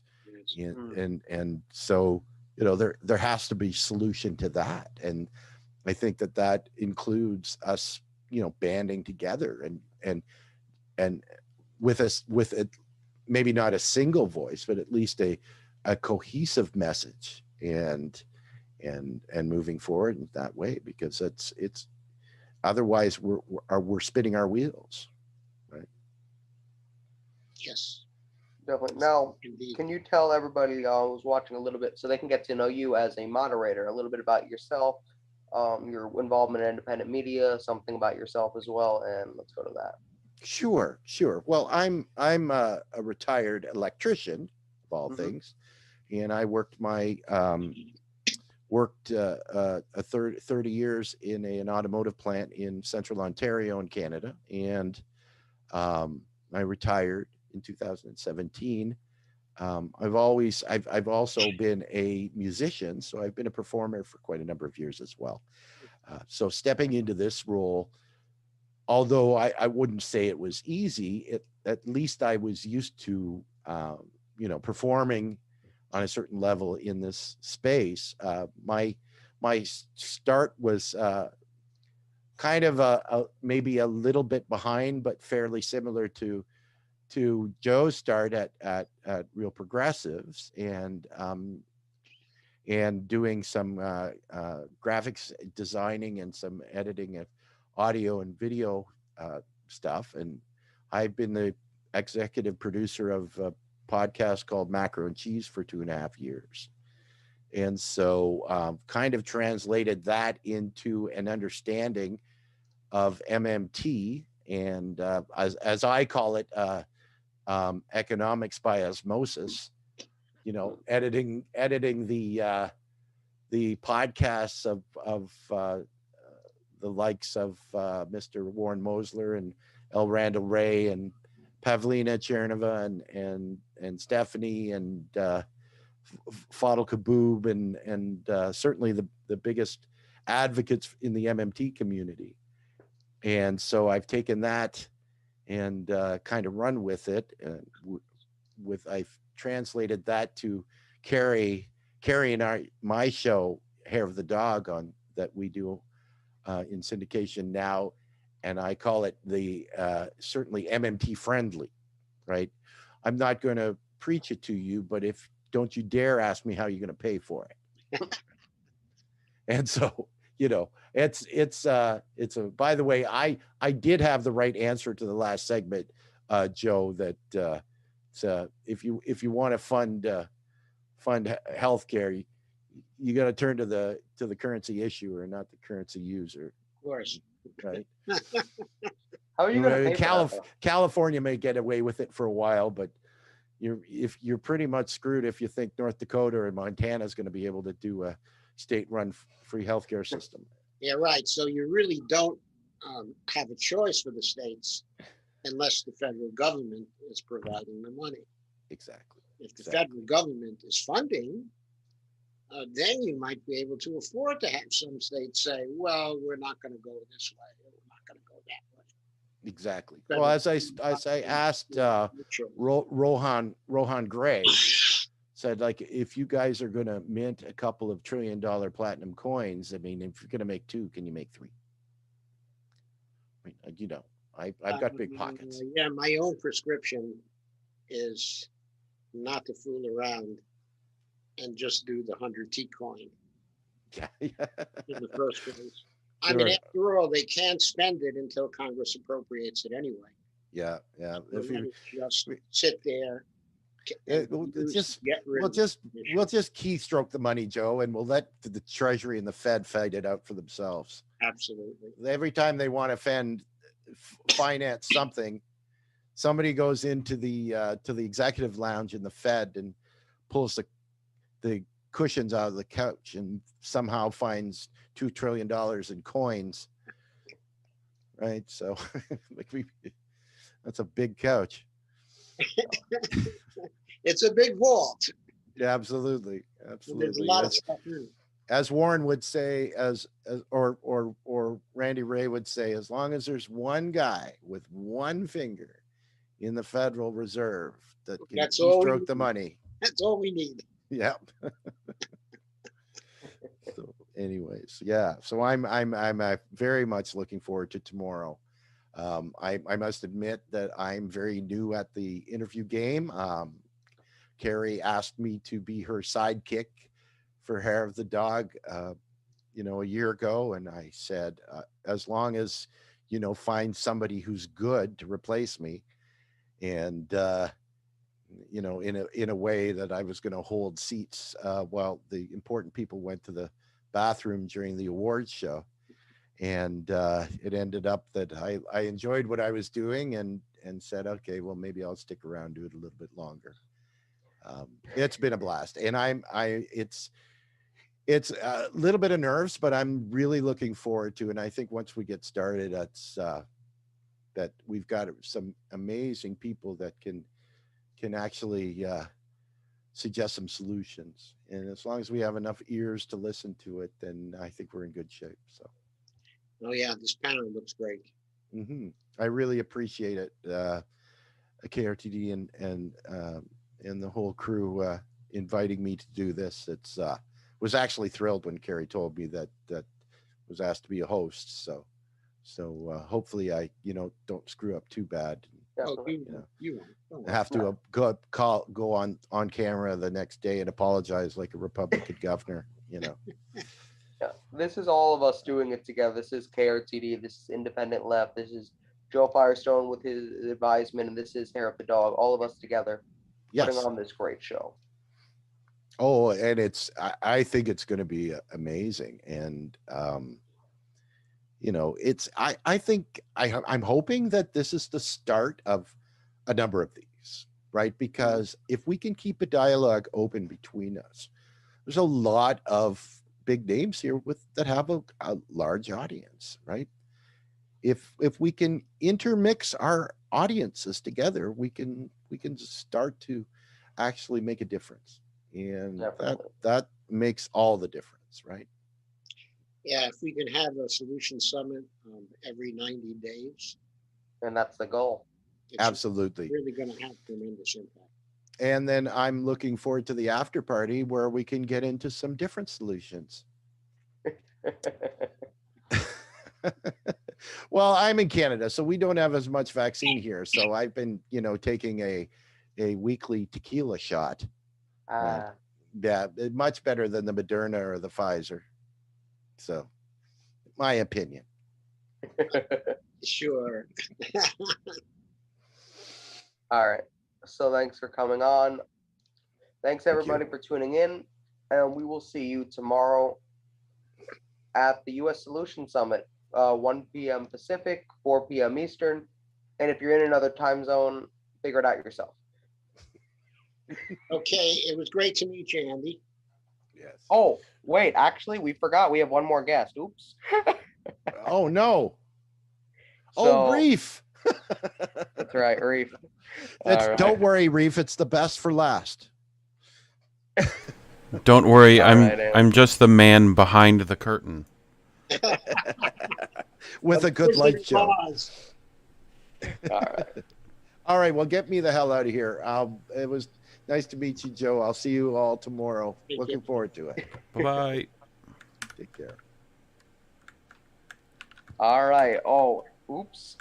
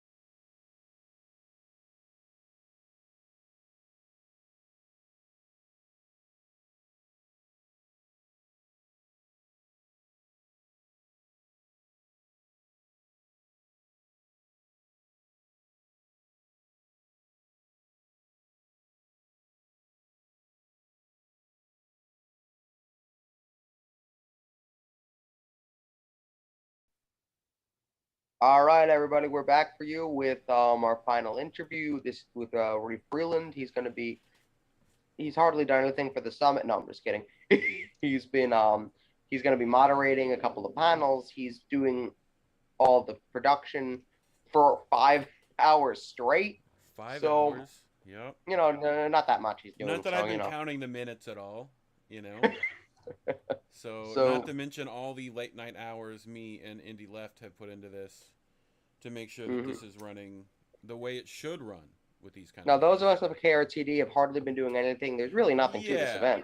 Yeah, no, it's not been a complete, migraine-inducing nightmare at all. No. It's No, actually, there's one, two, three. it actually hasn't. It's been pretty good. We definitely put in late nights early so that we didn't have to scramble last minute. So, we got our All right, so- production scaled up and stuff. But yeah, I'm hosting the education panel with Steph, You're hosting the education panel. Yeah, go Madeleine, ahead. and Jeff. My mother's been in the education system since, I've been alive for the most part. And she's taught pretty much at every grade level, from college to, elementary school to pre-K. I mean, she's done literally everything as far as education is concerned. So I have a pretty good understanding of the issues there. So where do you want to lead that conversation? Well, I want to lead with, I think a lot of them talked about, just now we had both Jeff, and Howie talk about, charter schools and things like that, and that's a big issue. I grew up in an area where, the public school was the only school in the county, right? But there was that one school that was the Christian charter school that, when you had people that had to transfer out of that school to ours, they were not prepared. They were not on the same level that we were, and of course they got more funding, because not only did the people who sent their kids there have to pay, but they were also, had grants and public funding and all that stuff on top of that. So, that's definitely a big issue there. Tenure and teacher salary right now is a big issue, right? You're talking about, I think me and my mother worked it up for the average amount of hours a teacher works and the average salary that they get. You're looking at $15 an hour minimum, right? Which, how much of your salary from that is going to, school supplies for your children and commute to work and a lot of that stuff. And in my opinion, they should be some of the highest paid people in any county for the most part. In other countries, they put their teachers the highest level of respect. I forget where I heard it, but being a teacher is like being a stand-up comedian with a terrible audience that has no reference on where you're coming from and don't understand the material, and you're supposed to have a good show every night. That's not an easy thing. You're walking into a room where you don't know where everyone's at, and you're having to get them to a level. And now you look at you talk about standardized testing and stuff like that is brought into it, right? Where teachers aren't even really allowed to teach what they think the curriculum is. It's what the state thinks the curriculum is, right? So, and they get lesson plans and stuff from the state at this point, and it's a whole complicated mess that when you ask teachers, they go, yeah, I'm just dealing with it, because teachers are some of the best people on the planet for the most part. They're willing to jump through all the hoops just so that their kids are, have some understanding. And, the whole education system, from what we're teaching to what we're preparing our kids for, and the fact that not everyone can go to college right now because public college isn't a thing, right? For 45 minutes, you're not even going to be able to scratch the surface on those issues, but hopefully some solutions will be put up that we can definitely start acting upon. So and you're also moderating another panel. Why don't you talk a little bit about that one? Yeah, election integrity with Franco and Kit and Daniel and Craig. Yep. And hard lens and frank analysis and pasta. Half the convo couch. Half the convo couch. So I don't know what they're going to do, if they're going to cut the couch in half or, something. But like, I think that needs to be addressed, or at least get them like some love seats or something, you know. But no, I think that's those four guys have been working on that, particular issue for a while now, and have been, smeared and, mudslinged at them for a multitude of reasons. Like, look, journalism is hard. These people are putting themselves in the hard places to make sure that they get the information and that they understand the facts. And, sometimes you swing and a miss, but I think they've all done a pretty good job of trying to look at our elections as, as much as I wish our elections were what they're supposed to be, they're not. Right? With, you look at election security of, I think there was a study done at one point where they sent like a high school coding class, and they were able to hack into, voting machines and stuff like that pretty easily. Right? Not to mention the fact that those voting machine companies are already getting donations from, elected officials. And that whole fiasco with, forgive me, what was the one of the first primaries where there was the whole, trying to remember, was it Buttigieg that was involved with that, right? In the Iowa primary? I think it was that one, right, where there was this whole, Yeah, his campaign had paid for part of the app, right? Yeah, where and then the app goes down right when, like look, let's face it, if Sanders had won that, right, which you then have Buttigieg coming out after that talking about, oh, he had won and it was a tough race, when he hadn't.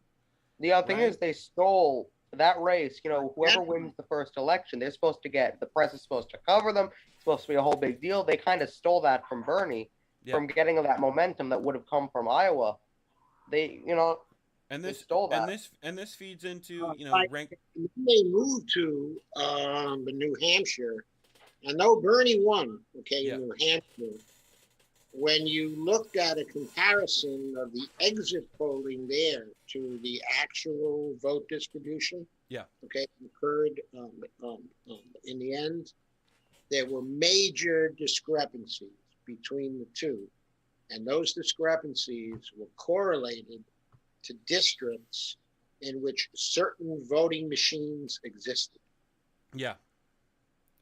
Well, I remember, I've remembered this issue's been going on. I remember, those hacktivists over at Anonymous were looking at pipelines at one point between, Republican, candidates and what was going on there. And they had caught them essentially digitally stuffing ballots. This issue is by no means one that's been dealt with yet. So it's and then on top of the binary system of our, political parties, makes it to where, you're either going to have to try to deal with both parties' establishment going through primaries and stuff like that, which they're more than willing to, most Republicans believe in voter fraud, right, as opposed to election fraud, which I'm not under that opinion. I think election fraud is much more common and likely and rampant, in my opinion, right? Yeah. When they're able to cut, voting places at the drop of a hat, and there's a lot going on there. And look, people on that panel had been accused of being, bad faith actors because they went to, the insurrection, right? And covered it. They covered that as a story, like journalists are supposed to, right? Oh no, you can't do that. No, and for them, their argument was, these people on the Trump side of things who feel like their election is stolen, they pretty much were there going, yeah, join the club. So do we, right? We feel like our elections were stolen, right? And you ask people, Trump supporters,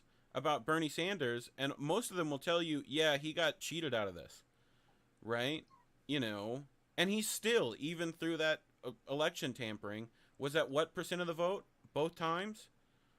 I mean, when he was against Clinton, he was almost at like, you know, half the party, right?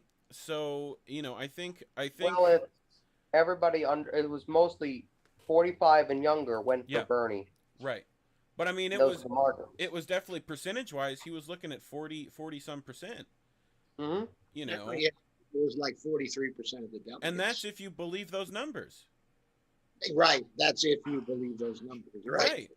So Okay. even And if you don't believe those numbers, he was at 57%. 57%, yeah, or at 100% if we're gonna, you know, if we're gonna like assume. But like, to me, it's one of those things where, like, look, even with this tampering, it's hard to keep these cats in the bag. You know, there's only, and that's what you saw at this insurrection, right? People are fed up generally about their system not working for them, right? And it's become to the point where it's such blatant, you know, blatant things that establishment is willing to do, and because they know we can almost do nothing about it, right? And you know, I think these four people on this panel have worked to make sure that people who are paying attention are still aware of what's happening. So I think they have solutions for this too. I think that they're all understanding. And then the other part of your panel is direct action versus electoral politics. Right, which Where's is the which left is what most I'm, effective? which, you know, you look at the political system now, you know, and as much as Howie Hawkins say we need both, we've been doing both. We've been doing that, right? You know, Mhm. and I think there does have to be a shift to at least different direct action, right? You know, we need to be able to hold the politicians that we send to Congress, that we can get through this elections system, to be able to do the risky things that we need them to do, so that we can get more people in Congress that are willing to do those risky things. So do we Right. still? So when we get Yeah, direct action, maybe we need some general strikes. Absolutely. I mean, Yeah, definitely. general strikes strike. are a massive tool that people around the world are starting to figure out they can use. Right? Yep. You know, you have big general strikes in India, in South America, in Mexico, right? You know, there's huge And of strikes course, going on. Palestine in the last week.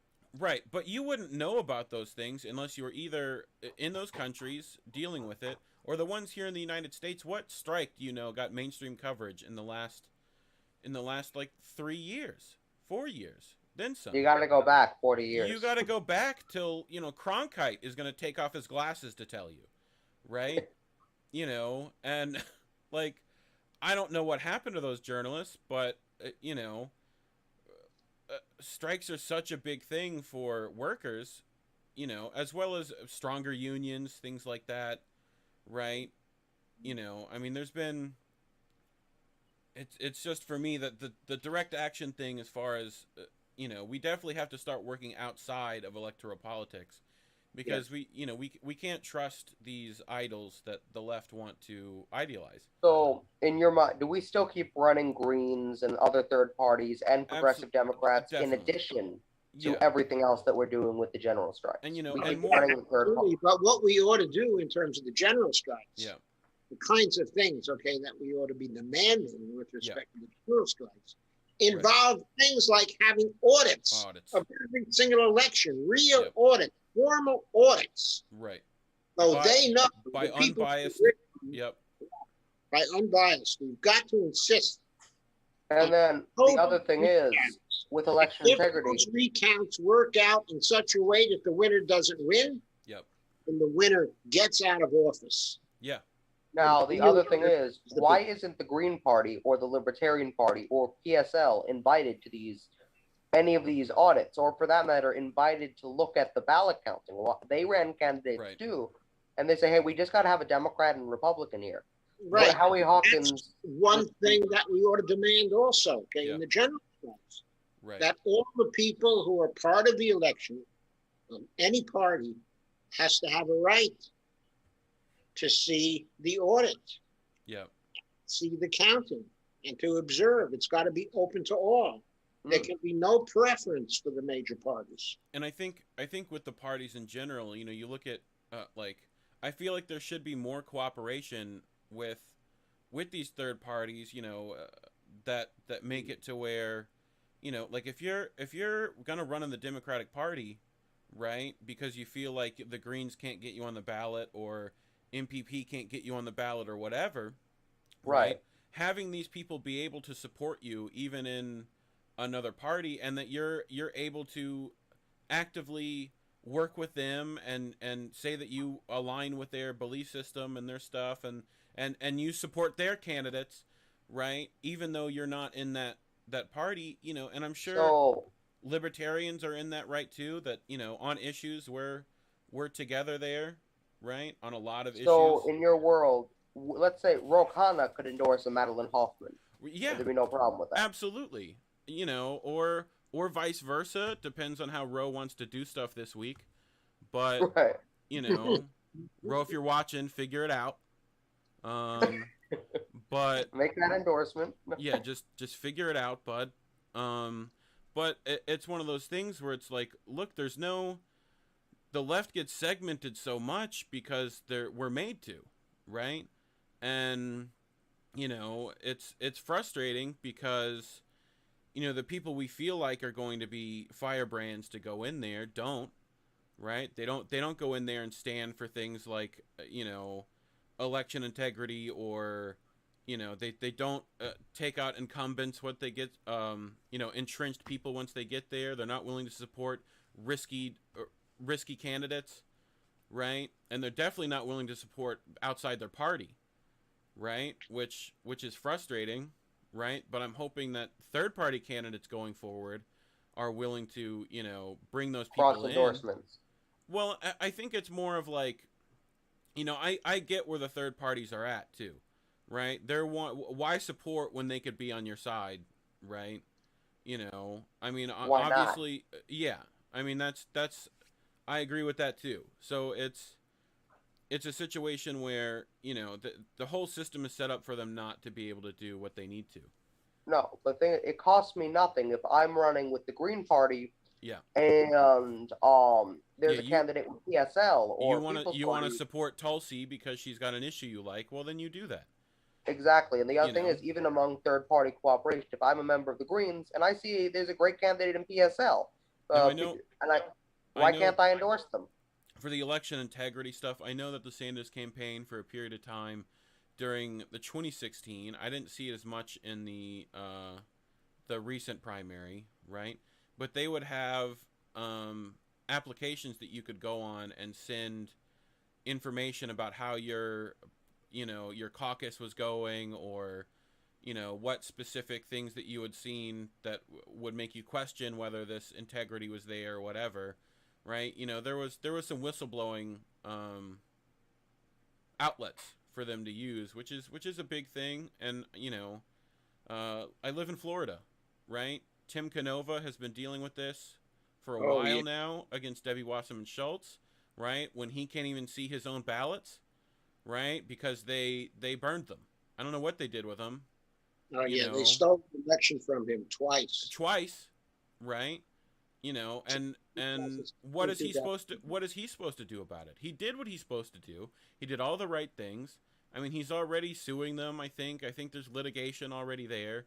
But it's not going to get coverage. They're going to pay for the best lawyers in the business to get it off on a technicality, right? Yeah. So he still got screwed, and he sank a bunch of his own money into his campaign. Yeah. Which is the other, I talked to other countries, and public funding of elections is something that they have already adopted, and that that the government should give some stipend to make sure that we don't have to have these people connected to big money interest, right? That if you're running for office and you get enough signatures on a paper, well then here's 20,000 to get on the news, or whatever, right? And of course that there's all sorts of bylaws that have to go with that, but I mean, it's just like the you know, my big thing is election security, and definitely the difference between, like, you do have to have both. You have to have electoral politics still happen, right? It's just electoral politics is not set up for anything to happen quickly, which is, you know, once those two graphs, if they don't align quite right, people start building guillotines, right? So, you know, at some point, at some point, they're going to have to decide whether that they want, you know, like when people start buying too many grindstones, they'll realize, okay. And right? And why don't you tell everybody a little bit about yourself, what you do, your Discord server, all Yeah, that kind of stuff. I run the Jimmy Dore Show Discord server. You know, you're free to check that out. I'll put it up on my Twitter, right? Let's put a link as well in the live chat. Yep, I can do that as well. But let me go grab that while I'm talking. But yeah, that's given me, you know, Jimmy, as much as I love him, can be, you know, a complicated kettle of fish for people, and you know, I tend to have to moderate in there pretty heavily, right? For people who, you know, want to call him a grifter when they don't understand what's really going on, right? So, you know, I think it's given me a pretty good set of skills to be able to get people on a lot of sides of the, you know, aisle to come together there and look at just the issues, which is complicated for people to do. So I also grew up here in the Bible Belt South, right? I cut my teeth during the Obama administration, right? You know, arguing politics and stuff like that. So, you know, that's not, you know, that's not an easy thing to do. And, you know, I tell candidates all the time that if you're in a rural area, right, you might as well go for it. You know, lukewarmity is not what's going to get you anywhere there. Either you're going to have issues and stances that you can actually stand behind, right, and they'll respect you for it, right, or they won't respect you because you're wishy-washy. That's the only two things you got. So I feel like if you're going to be a liberal in the South, might as well be a complete one. You know, don't half-ass it, as my father would say. You know, if it's worth doing. You mean like the candidate they got to run against Mitch McConnell? Yeah, exactly. Booker? Yeah. No, the woman. What's her name? You mean Amy? What was her name?